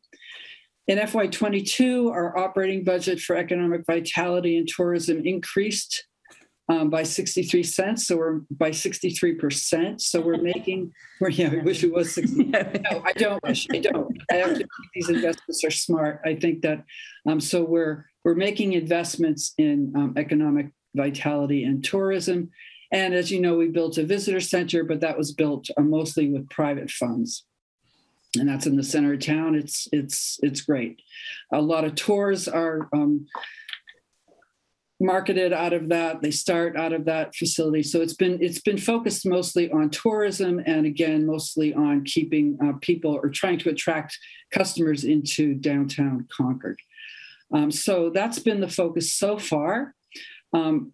Recently, we had a reorganization within town where the economic vitality director She has moved from reporting. She used to report into the deputy town manager as part of recreation. And now she's reporting into planning and land management, which I think is much more consistent with other towns. And I think it's more forward thinking as opposed to simply, it's moving from just simply being a tourist activity and more into a planning activity. Next slide, please. I'm bringing this up in this presentation because this is 2229 Main Street, because this is our biggest opportunity going forward for any kind of economic development. And I wanted to just bring people up to speed on what's happening here. I don't think certainly nothing's going to happen this year, but looking down the road, this is something that the FinCom should keep an eye on. In fact, in April 2015 town meeting, the select board was authorized by a vote of town meeting to acquire the property on 2229 Main Street after abatement efforts by the U.S. Environmental Protection Agency and public hearings to disclose terms of the acquisition. So the select board already has an authorization to acquire this property. It's a 46-acre Superfund site. And the important thing to remember is that over half of the site has never been contaminated. So when we talk about using this part of this for affordable housing, for example, we've talked about this before here at FinCom, and I think we mentioned, well, the optics are bad for affordable housing, and yet over half of this site is really pristine land. Half of it is not pristine land, however, and it is in the final stages of remediation. It's being brought up to a residential standard, and it's costing the federal government between $200 and $250 million. So this is a huge project. The NMI StarMet Reuse Planning Committee has delivered a report to the select board. I think some of you might remember Carl Seidman came here and delivered a draft to us and asked us for some of our input. What they're recommending at this stage, now the cleanup is going to take, I think, probably 3 to 5 more years. But at this stage, what the Reuse Planning Committee was recommending we do now is due diligence so that we fully understand any potential liabilities, liens, and risks to the town if we decide to take ownership, if the select board does in fact decide to exercise the authority they were given in 2015. Once we know that risks and liabilities, to start initiating a communication plan to the townspeople, and also to get some feedback from the people as far as options for reuse. And these could include multi-use, private commercial office park, or mixed use. And I'm still unclear about the difference between multi-use and mixed use. So if anybody can clarify that for me. I know mixed use would be more, we would use it for several things, perhaps commercial, perhaps some affordable housing, and perhaps some recreation. So I wanted to just bring that up as part of this presentation so that we know that nothing is going to happen this year when we go to town meeting, I don't think, as far as asking for any funds for this. But the Reuse Committee is asking that we at least initiate some effort to understand the liabilities and to start communicating to the townspeople so that we know whether we should move forward and how best to use the land if the town does in fact take ownership. Next slide, please. So in summary, I guess our FY21 budget of 100, this is just to get us grounded on what we mean by how important economic vitality is to us here in Concord. In our FY21 budget of $116 million, that was funded 85% with property taxes. Of that 85%, only 9% comes from commercial property. So we have a very small commercial property base. The property valuation for residential property in town is about $6 billion. And for commercial property, it's only $550 million.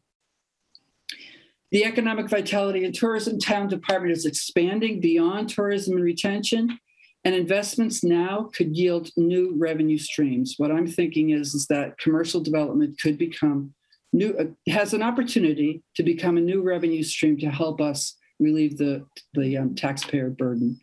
2229 represents an opportunity. There's also potential risks. There has to be public input to the select board, which will include or should include a cost benefit analysis of various reuse options. But we also have other opportunities within town. I don't want to just focus on 2229 Main Street. The other opportunities are the Thoreau redistricting, which I think Dee mentioned earlier. The planning board is working on changes to their guidelines that will enable more dense housing and a different type of planning guidelines for the Thoreau redistricting. The last I heard, they are not going to be coming to the town meeting with that, certainly not at the special town meeting, and they might even delay to the next year's town meeting because they're worried that they're not able to get enough public input as to what types of bylaw changes the town would accept. But that's active. It's just slower than we originally thought. Other possible locations for economic vitality, the Peabody School site. I don't know, after Monday night's meeting, I should have taken this off. I don't think that's actually going to happen. And then others. I mean, there might be some others around town that I'm just not aware of. So I guess what I'd like from the FinCom committee tonight is our feelings about, do we think that more commercial development in town is a good idea, or not? I know these are early days, and we're just starting this conversation, but that's what I've learned in the few months that I've been looking at it. Chris.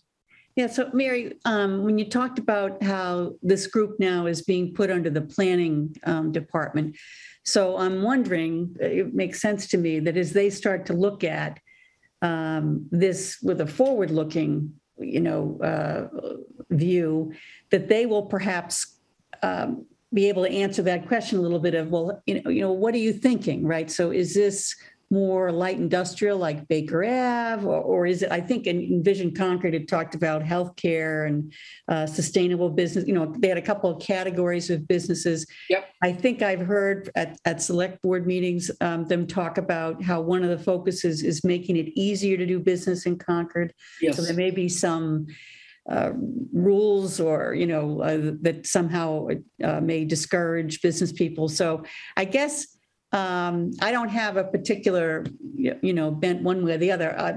I like anything that helps reduce the burden on the taxpayer. So it sounds good to me. But I understand that there's going to be a lot of different factors when one assesses, how do we increase, or to what degree do we increase commercial businesses' presence in Concord? And I'm interested, I guess, in folks with the planning group. What do they think? What is their, similar to my questions on affordable housing, what is your goal?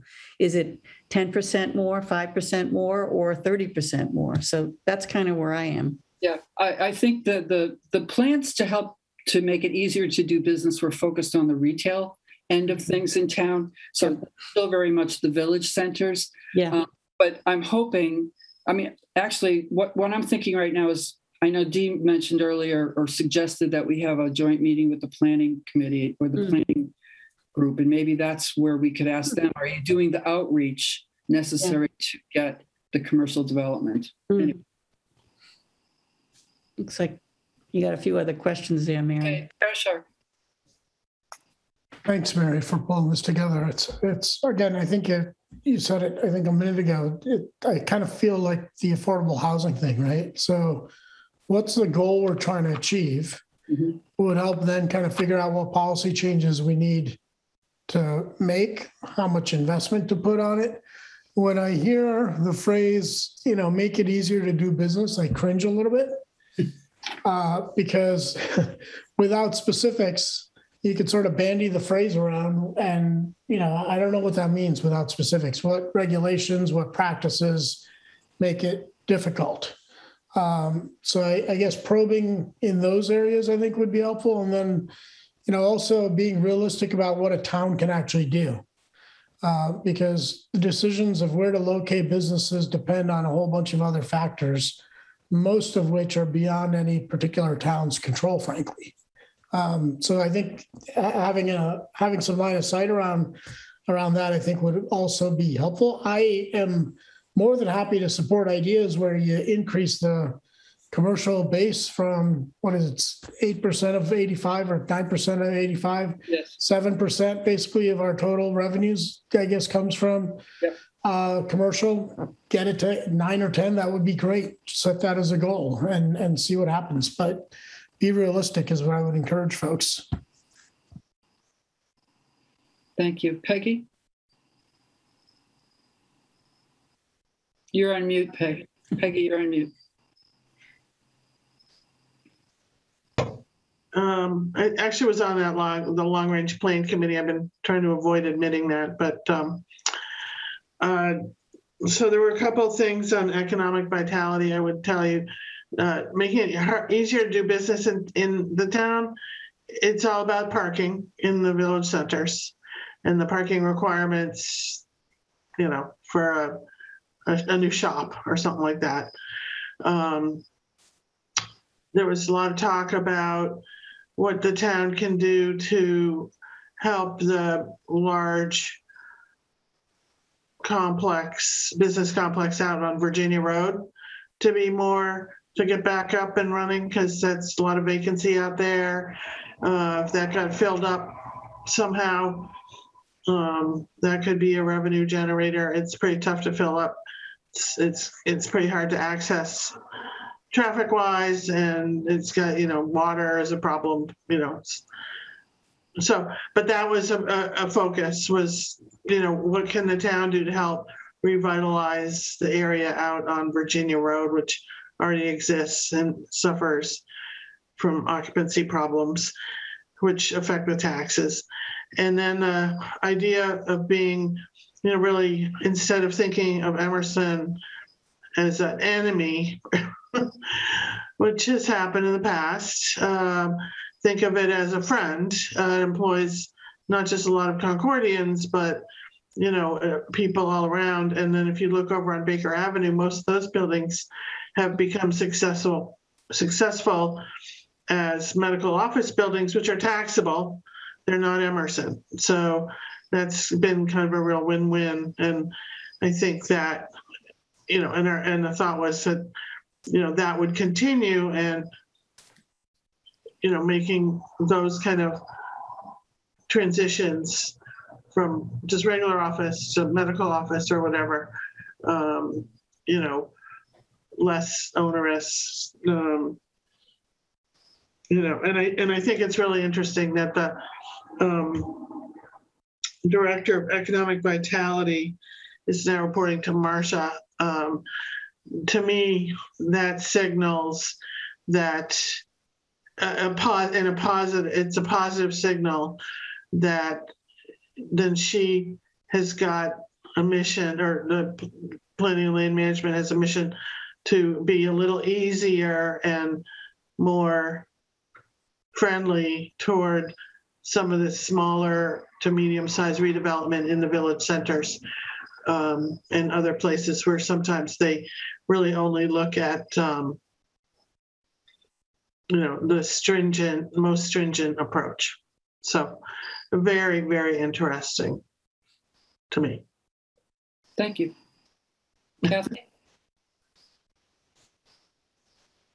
You're on mute. Yes, okay. So I'm assuming that whatever this economic vitality program fleshes out would be the subject of some town discussion and input from the residents.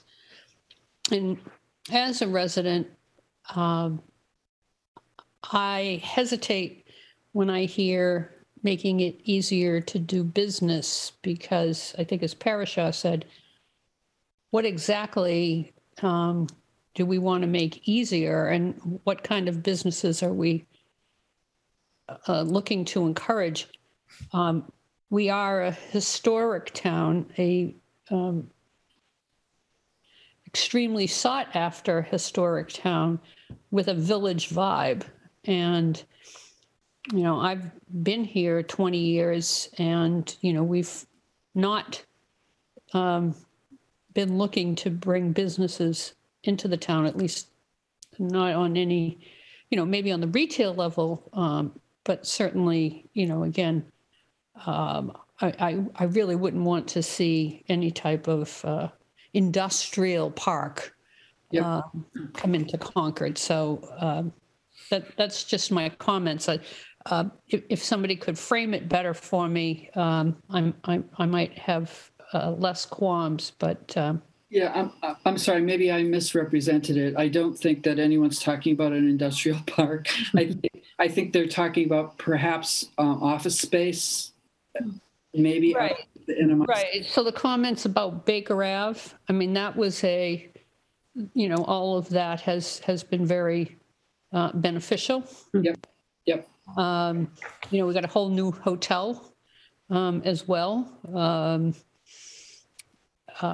And I am interested to see what they do with that land at, what is it, 2224 Main Street? I mean, there is some... there's some interesting things that could be done there. But anyway, I would want anything that we do to be in the spirit of, Concord as a historic town. Preserve the town character, I think is what I'm hearing you say. Right. And when you talk about doing business in the town, I do remember a story from a couple of years back that I think it was one of the New York banks wanted to come into the center of town and didn't quite understand our zoning and signage and things, and they decided not to do business in Concord. But I thought it was the right answer for Concord. So yeah, I think there are a lot of zoning laws that protect the character of downtown. I think what's outside. I'm sorry. Oh, I'm sorry. I thought it was muted. I'm sorry, but not necessarily other parts of town. But not necessarily other parts of town. That's well, and West Concord Village as well is protected. It's the parts again that I'm talking about, which is the 2229 Main Street, which is out down on Main Street, and the Thoreau redistricting, which we'll hear a lot more about. We're not deciding this tonight, but anyway. Yeah. Okay. Thank you. Lois, did you? Actually, speaking of Thoreau redistricting, I like the idea of Baker Ave. It's been great. I have some very real concerns about Thoreau redistricting. One of the things that's extraordinary about Concord is its authenticity. And what I've seen discussed about Thoreau redistricting feels to me like Market Street in Linfield. The attempt to create sort of an artificial village environment. We already have an authentic village environment. And I'm not sure that enough thought is being given to some of the real limitations and drawbacks of that site. Access is hell. Sudbury Road backs up to Route 2 now when the train goes through. Well, maybe not quite to Route 2, but pretty far back.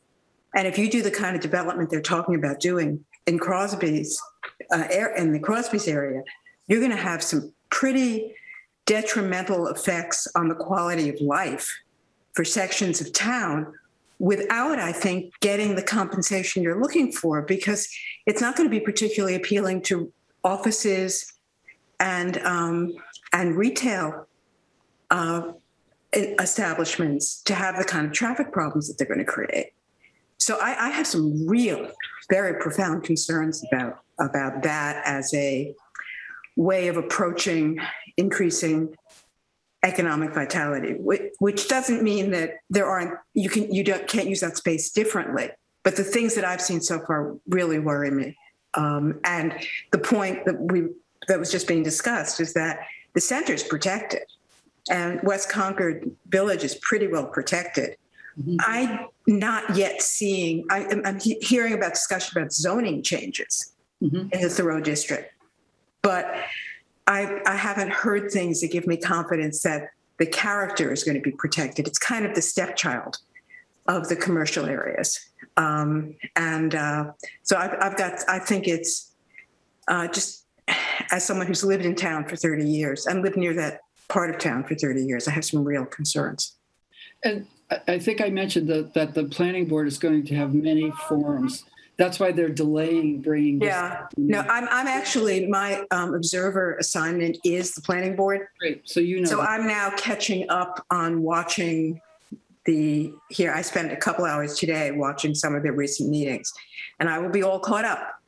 Great. And one of the reasons I accepted that option when Chris offered me a couple of different ones is my concern about that particular project and what it could do to the character of the town. And I'm not convinced that it's going to achieve what we're looking for. And I don't want to live in Market Street, Linfield.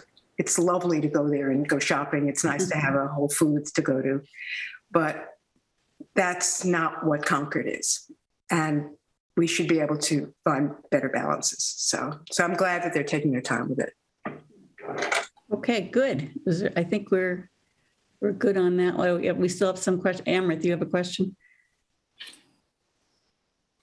Mary, thanks for putting this together. I read it and some of the stuff you sent me earlier. Do you want to talk quickly about mixed use, multi-use and the difference, or do you want to talk about that offline? No, just if it's quick, yeah. It's very easy. A single building where a space can be used for multiple things is a multi-use building. A mixed-use building is one where, for example, you got restaurants on the first floor and houses on the second and above. You can't put a restaurant above and you can't put a house below. Okay. That's the distinction. The issue is with, how you would tax it, the building code which you would need, and effectively how expensive the building would be to build. Okay. Thank you, Amit. Chris, can I just make one clarifying comment? Sure.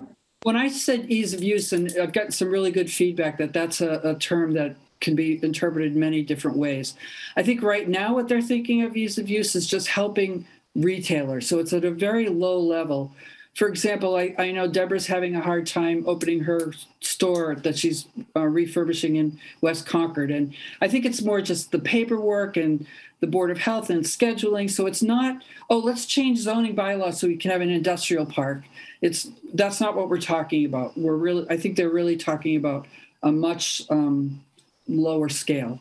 So that's all. I just wanted to, but I understand the problem with the term. So thank you.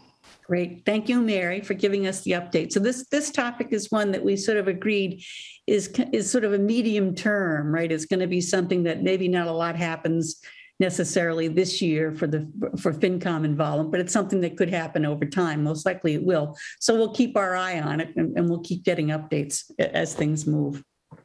So thank you, Mary. And our last update is from Dean Banfield on the middle school. So I'll turn it over to you, Dean. Thanks, Chris. Carrie, I sent you these slides. If you want to put them up, otherwise I can share them from my side, if you let me share. Whichever you want to do. All right, let's go quickly to slide 1, and if you can put it in full screen, that would be helpful. Next slide. This is just a blank. I don't know why there's a blank on there. All right. This is actually an observer report, which is a little more elaborate than your regular observer report. That's all it is. So we're going to talk about 3 things: the schedule, design, and budget. Next slide. So this is a schedule that was laid out by the school building committee in May of this year. So it transitions from May all the way through to the end of December. In May, the anticipated schedule showed that there would be a vote in October, an estimating start. So in the first week in October there, you have a little blue square, and then you have some orange bars. And that is pretty much where we are, okay? This schedule that was laid out in May, we've pretty much held to. This schedule assumes a specific style of development, which is called design, bid, build. If anybody needs an update on what these terms mean, I will be happy to talk to you offline or send you an elaborate update on these 2 things. The basic fork that the committee took way back when, maybe May, maybe early June, was to decide between two different ways of getting this building constructed. Design, bid, build means that you literally sit down with your architects and they create an enormous set of design documents with all the construction details, and they put them out for bid, and then construction firms bid on that. You open the bids. Seems very standard. You open the bids, lowest bidder, you take the low bid, and you're off to the races. Okay? That's design, bid, and then build. The alternative is called construction manager at risk. In a construction manager at risk, you would have brought a firm in during this process of designing the building, right in this early phase. While you're doing all this stuff, you have brought that person on, and they are assuming the building is going to have a certain budget, and they're taking on a certain amount of risk. So the construction manager is your partner as you move forward through the finalization of the construction documents, as you're going forward and getting the building built. They are then taking the baton, but they're on board early, and they're a partner, and they're assuming a certain amount of risk. We decided against that process. We are using our architects to design and then draw up construction documents. We will send it out to bid, and we'll get a construction firm. So that's the way we're doing it, and this schedule reflects all of that. So how are we doing on this schedule? Well, next slide, please. Well, maybe not. Carrie, I don't know who's doing the slides. The schedule shows that we have a few of these blue dots out in November and then December. Basically, in November, they finalized the estimate for how much this building is going to cost. We haven't gotten any construction documents yet here. This is where I want to be. In October, we are going to send this set of designs. These are not construction documents. Send these sets of designs to a third-party estimator who will take our designs. Those designs will include materials, finishes, et cetera, mechanicals, the kinds of air distribution and heat pumps, and whatever you've decided you're going to include in the building. You send that to a third-party estimator, and they come back and say, we believe after you've done the construction documents and you send it out to bid in 13 months from now, literally in 13 months from now, we believe this is what the bid will come back looking like.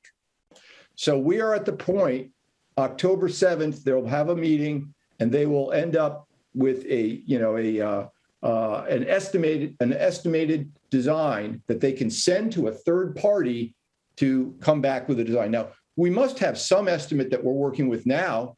Well, we do. I'll get to that when we get to the budget. So we've been working with an estimate all along, and that is agreed upon by the architects and the manager, the owner's what's called the owner's project manager.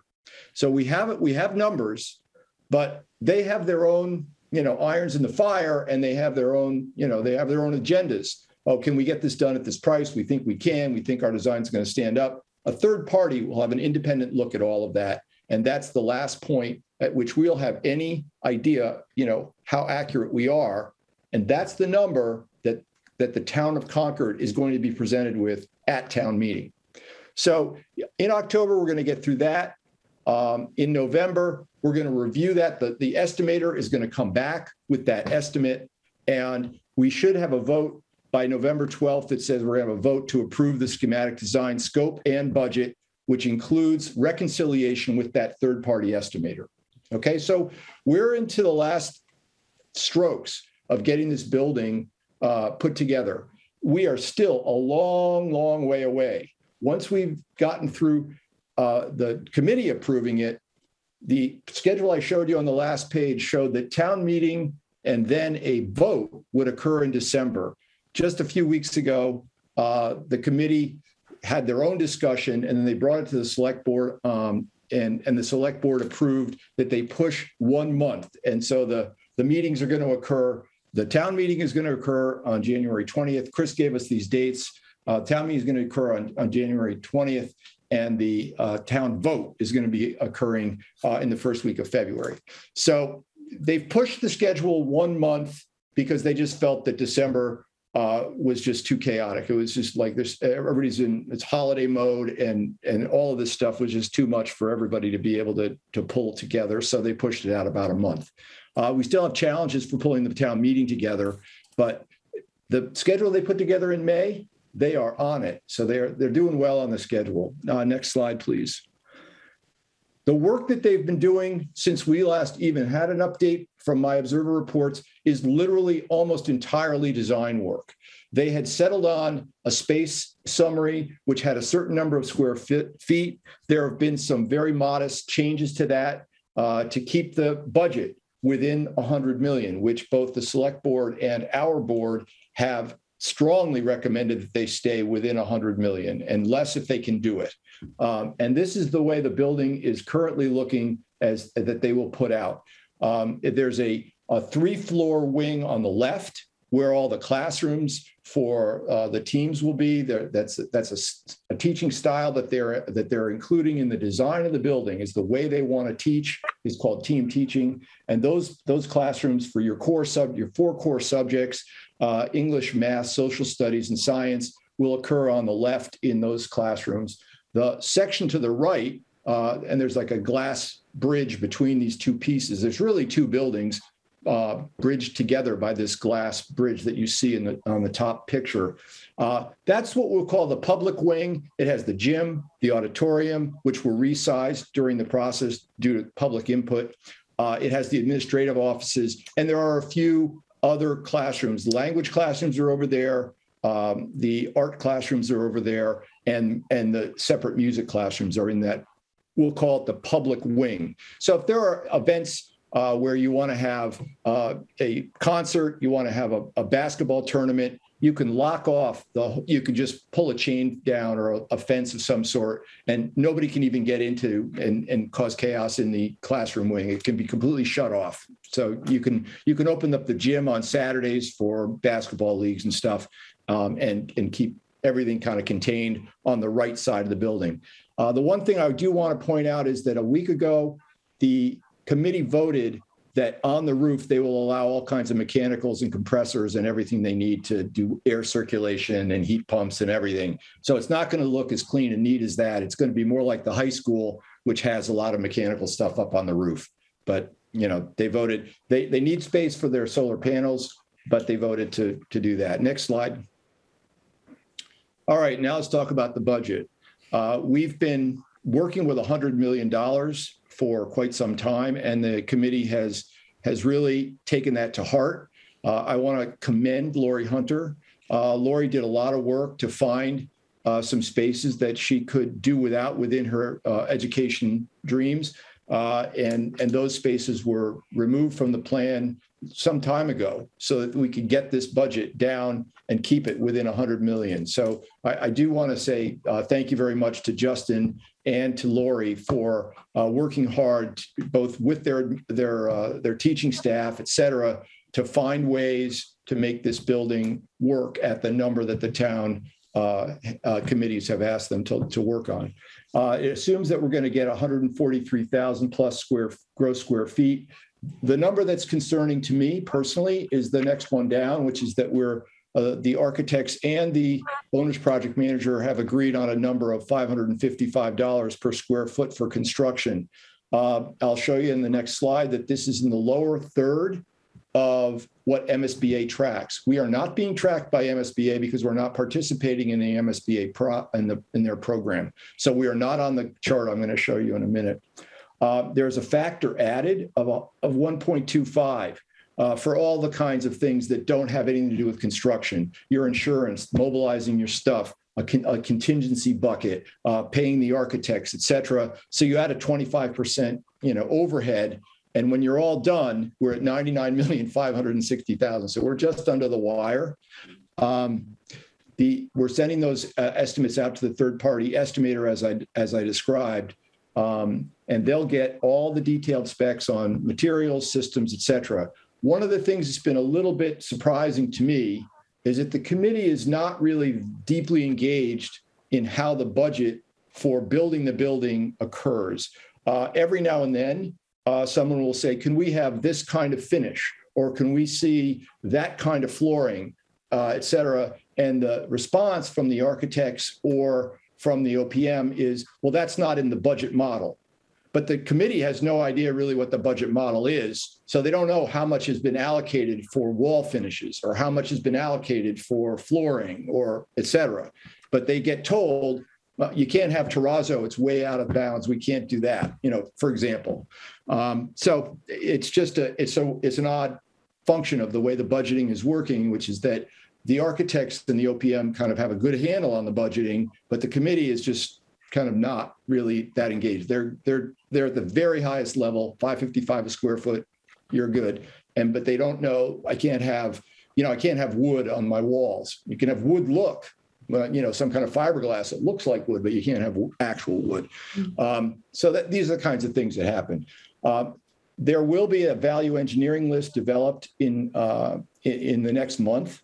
That value engineering list, in my opinion, will have not large you items. Explain, Dean, what that is. So that's sort of okay.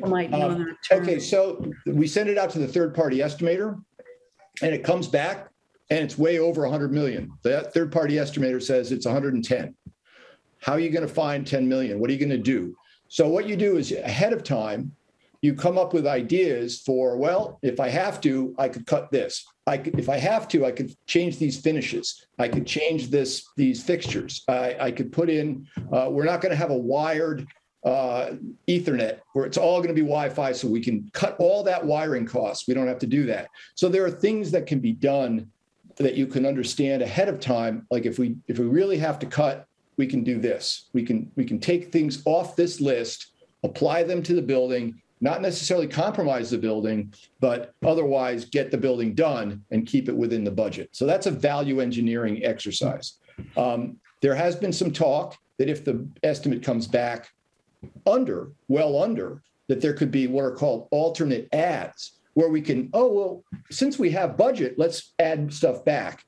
I'm not sure that's really in keeping. If you got what you needed and you were okay with what you needed and it came back cheaper, the taxpayer should potentially benefit. We shouldn't be talking about, let's put some stuff back in to build up to the 100. So I'm not sure how well that's going to play, but there certainly has been some discussion of that. So value engineering list is being developed over the next month or so. There hasn't been any discussion of it yet, but it's going to be necessary to have it in hand when the estimate comes back from the third-party estimator, if, in fact, the estimate is too high. Now, if we can go to the next slide, the reason I'm concerned, and others have shown the same concern, is that this is a kind of a speckly looking chart, but fundamentally what each of these boxes represents is the budget number that a particular project for a specific school is working with on a dollars per square foot basis.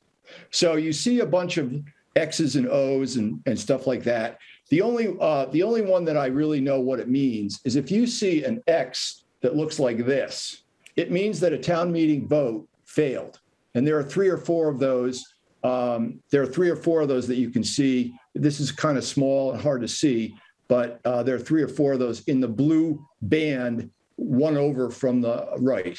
So there's a few of those at the bottom. And town meetings vote and they just go, no, we're not going to do that. We're not going to spend that much money. So it happens. But anyway, our estimate for $555 per square foot for a project that is anticipated to go out to bid in February of 23, okay, which is where that arrow is pointing, is in the lower third. It really is kind of low. So there is a reasonable chance that it will come back above that number. The architects and the project manager are still they're holding to their number. They're okay with it. So that's where we have some risk and where we may have to work with the value engineering list in the event that the estimator, because right now, when the estimate comes back from the third-party estimator, we are still about 15 months away from actually going out to bid. That's how far away that's going to be. That's a little bit of the downside risk of using the methodology that we're using, which is design it, estimate, go to town meeting with that estimate, draw up your design documents, your construction plans, and then bid it 13 months later. That's the process we're in, and that's what we've chosen. But there is some risk here, so that's all I got to say. And with that, I'll take questions on anything you want to ask me, because I've been to every single one of these things, including several subcommittees. So hit me. Lois. Yeah. Explain the 13 months delay. Oh, okay. So right now we're in a process called schematic design. The schematic design gets you a lot of things. It gets you a floor plan. It gets you a set of desired finishes. It gets you a whole set of mechanical ideas about what kinds of air circulation and what kind of insulation you're going to put in. And there's a lot of, and what kind of brick you're going to put on the outside of the walls. But these are not documents that a construction company could actually bid on. They're just specifications. We want this kind of brick. We want this kind of air handler. We want this kind of window pane. We want, et cetera. So there's some detail. It is a design, but it is not something a construction company could bid on. It literally takes 13 months to go from that design to having biddable documents that a construction company could bid on. That's in the schedule. 13 more months after that. Okay. D, anything else, Lois? You good? Well, and how would that, because I can see how there's a lot of risk in that time delay. Nobody could have predicted 13 months ago how expensive lumber was going to be in this moment. That's right. And how that was going to affect the cost of construction on much smaller projects than this. Sure. I don't understand why the choice to use this approach created that delay. I guess what would have helped get the pricing closer to the start? Well, using the other process, because what you're doing with the other process called construction manager at risk, like in this process, we're working with architects who created a design. It's not biddable. It's not a set of detailed construction things. You need 3-inch this and 5-inch that, and I want this kind of pipe. It's not construction documents, it's design, but it's fairly detailed. It tells you a lot of stuff about materials and choices. That is just an estimate, and the distance between then and actually having the thing go out to bid is 13 months. Mm-hmm. And so that creates time-based risk. Right. If the alternative, which the committee decided against, you basically have to bring the bidding process earlier, much earlier, and it's a more firm thing, and the construction manager is brought on as you are designing it. Like, we've just been using the architects to design it. Right. The construction manager becomes a partner in that design process. And in that alternate approach, when would the town? The town would, as the town brings the construction manager on, I'm sorry, this is not my area of expertise. I'm just committee, but I believe as you bring that construction manager on, they are signing contractual paperwork to say, I will keep the building within this envelope of cost. Okay. And it is on them to help design it with you to keep it at that cost, and they are taking on risk. The whole thing is called construction manager at risk. So at some point in that process, you still need to go through town meeting and an election. Yes, but at that point, you're going into town meeting with somebody who's making a commitment, as opposed to the number. Well, this is our best guess of what it's going to look like in 13 months. Right. So it's a little different. It's just different. Okay. Yeah, I think I understand, and I see why you have concerns. Well, quite frankly, when they were going through that voting, which the committee, they really deliberated hard on it. They got a lot of very, very strong recommendations to go with construction manager at risk. Just about every outside comment of anybody who sort of knows these things at all that came in really recommended using construction manager at risk, including some of the folks who had worked on doing the high school, which was done using that strategy. So the high school was done using that strategy. So, and they said, if we hadn't had the construction manager at risk, we would have had X or Y or Z overruns. So, I don't know. This is kind of where we are. We've made this decision to go this approach. All right. Interesting. Thank you. Yeah. Dee, you have a question? Yeah, I do. Thanks for all this information, Dean.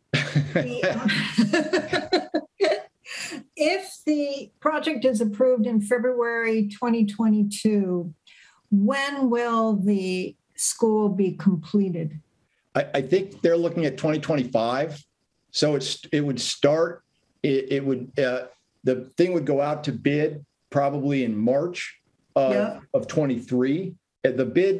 The bid package takes 2 months or so to get back because it's a very complex thing. It takes these people a lot of time, and they have to go get subs and get their subs bids and all that stuff. So I think there's like a 2 or 3 month process, and then it'll take till 2025.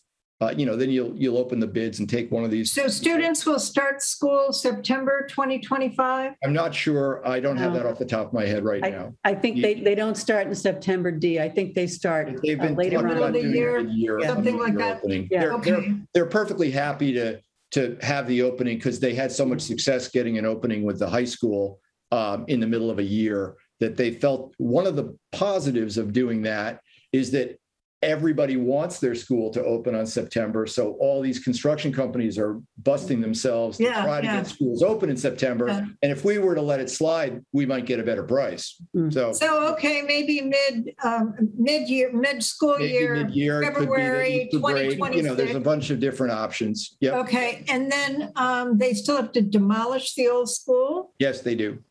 And then one of the reasons that they believe that our project can be built in that lower third of the price tiers that you saw on that chart is because our site is pretty workable and we don't have a lot of interference from the kids going to the existing Sanborn. They can put it way over on the side. They'll tear up all those soccer fields that are there and they can isolate the site. And so some of the expense that goes into some more complex things where you have to keep two things running at the same time, but you're tearing down pieces of one while you're letting the kids into like pieces of the new part. It's nothing like that. There's none of that coordination. It's all, just stay over here and the construction stuff stay out. So my last question is, if it's not approved in 2022, what happens? They go back to the drawing board, I think. I don't know what else. I don't, Okay, so then the whole cycle repeats itself. It's not obvious what actually would happen. I mean, there's a lot of commitment to both the teaching strategy that's embedded in the building and the way in which the classrooms align. And there's just a lot that's going on here. But it obviously, and to the select board's credit, they are looking for ways to build some kind of a buffer in there that would sort of take away the pain of not having this be subsidized by the MSBA. Terry did a nice job with that meeting last Monday. So looking for ways to just bring the cost to the taxpayer down. And because it's going to be a pain. There's going to be a hit to the taxpayer. Okay, that's it. Thanks. Brian. Hey, Dean. Oh, you can hear me. Yeah.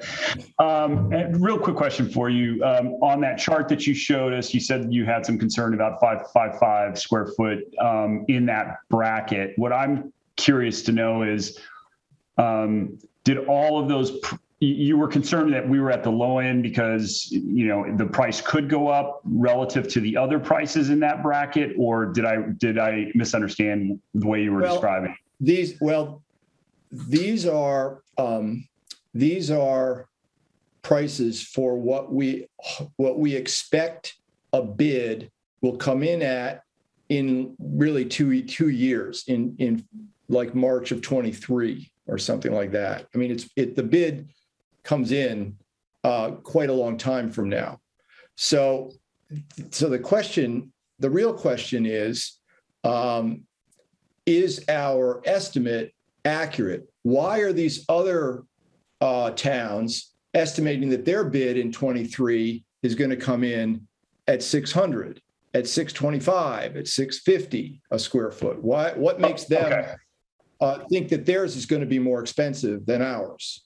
Okay, but we don't really have any, or the organization that kind of aggregated all that data, we don't really have any insight to all of the details around their designs. So there could be some meaningful reasons why theirs are meaningfully more expensive. This is not an apples to apples comparison. Every school has their own, they're going down their own road and they have their own issues. Some of the things that have been explained to the committee about why they feel that ours will be able to come in the lower quadrant of what people are expecting is that our site is fairly straightforward. Those flat playing fields that are off to the side of Sanborn is where a lot of this building is going to go. And so that's going to be a straightforward build. So their site concerns are lower. Their process concerns are moderated by the fact that they don't have to do a lot of coordination with, kids in the other building. So there are some reasons why they feel that there are good efficiencies that a construction firm would build into their bid because the site is just so attractive and easy to work on. Okay, and just so I'm clear, you're concerned about the price increasing irrespective of where it's on that chart, right? I'm concerned that the chart shows a range, and we're not at least in the midpoint. The midpoint is close to $600 a square foot, and Concord likes attractive finish. They want something beautiful, and not just pedestrian and functional. They want something that's really just sings. And so I get concerned that we're going to have finishes that are just not soaring and making us all sing when we walk in. I understand now. Okay, thank you. And when you're working with a budget that's already appears to be in the lower third, you're constraining, and this is what I said earlier about how the committee doesn't really have a real understanding of the way the budgets are being modeled by the architects. They're being shown, here's some bricks, or here's some of this. Oh, you can't have those bricks with fancy glass in them because those are expensive and they're outside our budget range. We don't even know what the budget range is for the facade of the building. And that's outside of it. Okay. So it's just not obvious to anyone on the committee how those pieces are fitting together in terms of the way they're modeling the budget right now. Okay. So we're approaching 10. So Yeah, I want to see if we can't wrap this up. Yep, I'm done. I know, but people still have questions. So I just want you to, if you have questions, go ahead, but let's try and get through it. Yep. Mary. Quick question about solar panels, right? Yep. Stephen mentioned on Monday night that solar panels are not included in the $100 million number. So how are those going to be funded? Are we going to see a supplemental article later to fund those, or is there another funding source available for that? It's entirely unknown. I'll just leave it there. It's unknown. It could be that the light plant absorbs the capital cost on the come, and they're taking the revenue for the electricity they're selling. I don't know. We don't know. Okay, thanks. Lois. Is the cost of demolishing the old building and doing the cleanup? It's included. That's included. That's part of it. Yep. Okay, good. Thanks. Marshall. I have less of a question than an observation, I guess, about that graph and the 555. I think you've made it clear that it's not an apples to apples comparison because we don't know the specs of the other schools, whether they're more lavish, less lavish than ours. So I personally kind of withhold judgment on whether the 555 is too little or too much. So I'll just leave it with that comment. Thank you. Okay. Peggy. If so then we get the bids in and all that, and now you've gotten the final design and the bids, and it looks like crap, and the team wants it to look nicer.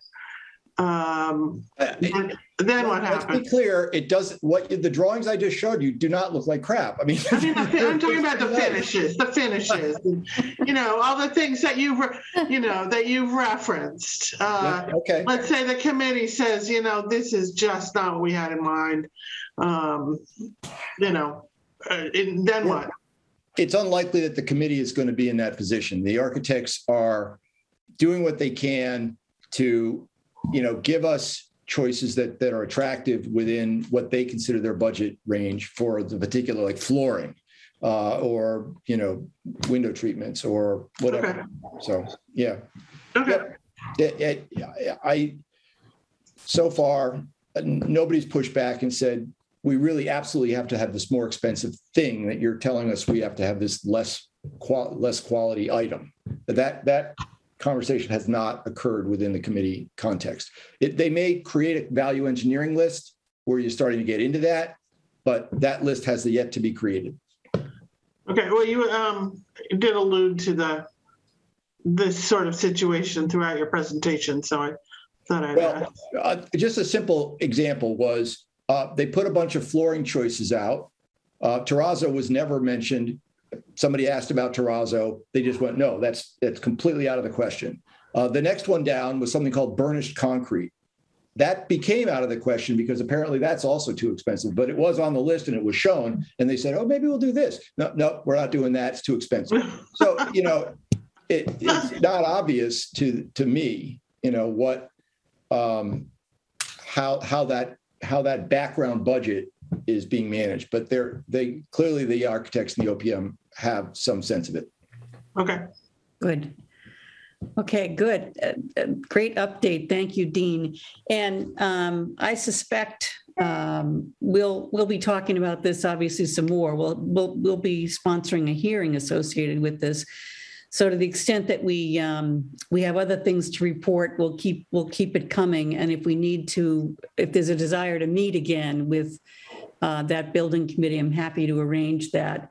But so far, I don't know until perhaps we get to the point where they've got the estimates and the value discussions are going on. We'll have to see when it makes sense if we need to call another meeting with them or have them join our meeting, as we did several times. We had the chair or the chair, Dawn Goriello, come and speak with us, which we're happy to do as well. But I think Dean does a very good job of bringing forward the aspects of the project that we're interested in. Yep.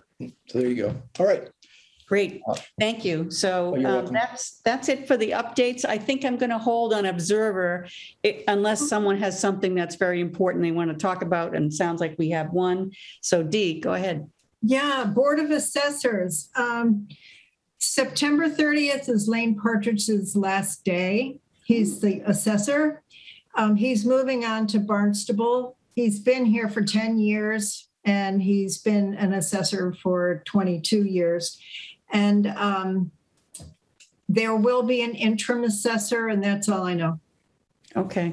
Well, that's good. That's an interesting update. Thank you. Anybody else have anything? Peggy.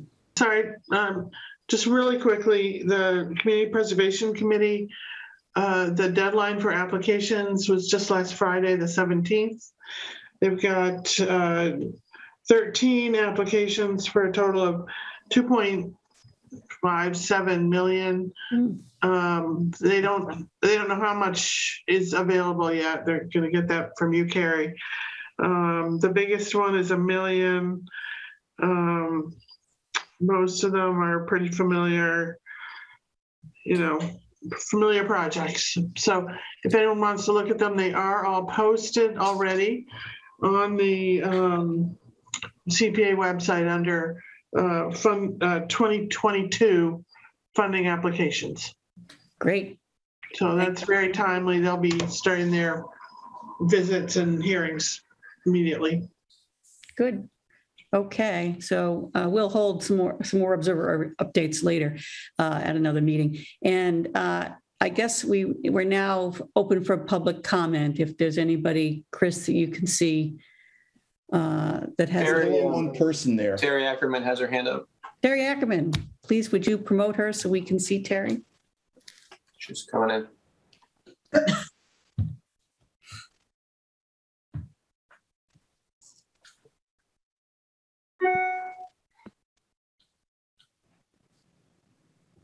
It's moving slowly. Okay. There she is. I see her picture.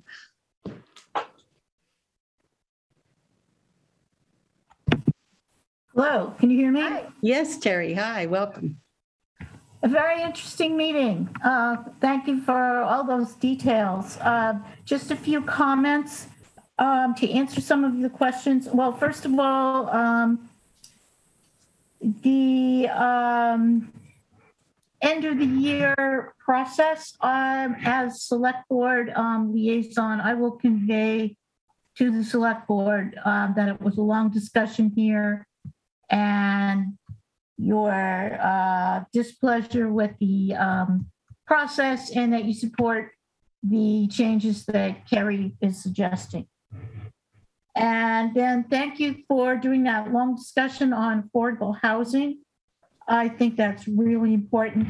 And yes, I would encourage you to meet with the Municipal Affordable Housing Trust. They've just started. They've only had one meeting so far. And also to have a role in setting fees for new legislation that's coming through finally. That's an important thing. I have no idea when that's finally going to come through. We've been working on it for years and they're very behind due to COVID. Also, I recommend that you invite Marcia and or Liz Rust, the regional housing specialist, to come to one of your meetings and provide all of those details and schedules that you were looking for. They have a wealth of knowledge on that. And finally, to answer your question on public hearing and public forum, the Capital Committee debated that for quite a while. And Peggy's correct that if you're a regulatory board like the NRC, you have to, by state law, have certain public hearings. But this capital process is not a statutory public hearing with all the rules about how you conduct it and everything. But it is a public forum. All three meetings will be public forums. The one this Monday, the select board, the one you're having, and the final one. Because we, as Dean said, we do want absolutely the public to give input. So we're calling it a public forum, which is a looser term and not a regulatory term. So thanks again for a great meeting. Thank you, Terry. Thanks for your help with the questions and answers. Thank you. Okay, so no other comments, right? Motion to adjourn. Motion to adjourn. Do I have a second? Second. Okay, we'll do a roll call vote. Chris Reynolds, I say yes. Peggy Briggs. Yes. Dean Banfield. Yes. Ray Andrews. Yes. Amrith Kumar. Yes. Dee Ortner. Yes. Lois Wassoff. Yes. Greg Guerrero. Nope, you're on mute, Greg, I think. Nope. Yes, you're a yes. Okay. Eric Dahlberg. Yes. Brian Taylor. Yes. Kathy Kukalo. Yes. Parashar Patel. Yes. Mary Hartman. Yes. All righty. We are adjourned. Thank you so much for Thank you, staying Chris. so late and all the good work. I really appreciate it. We'll see you soon. Okay. Thank you. Good night. Bye.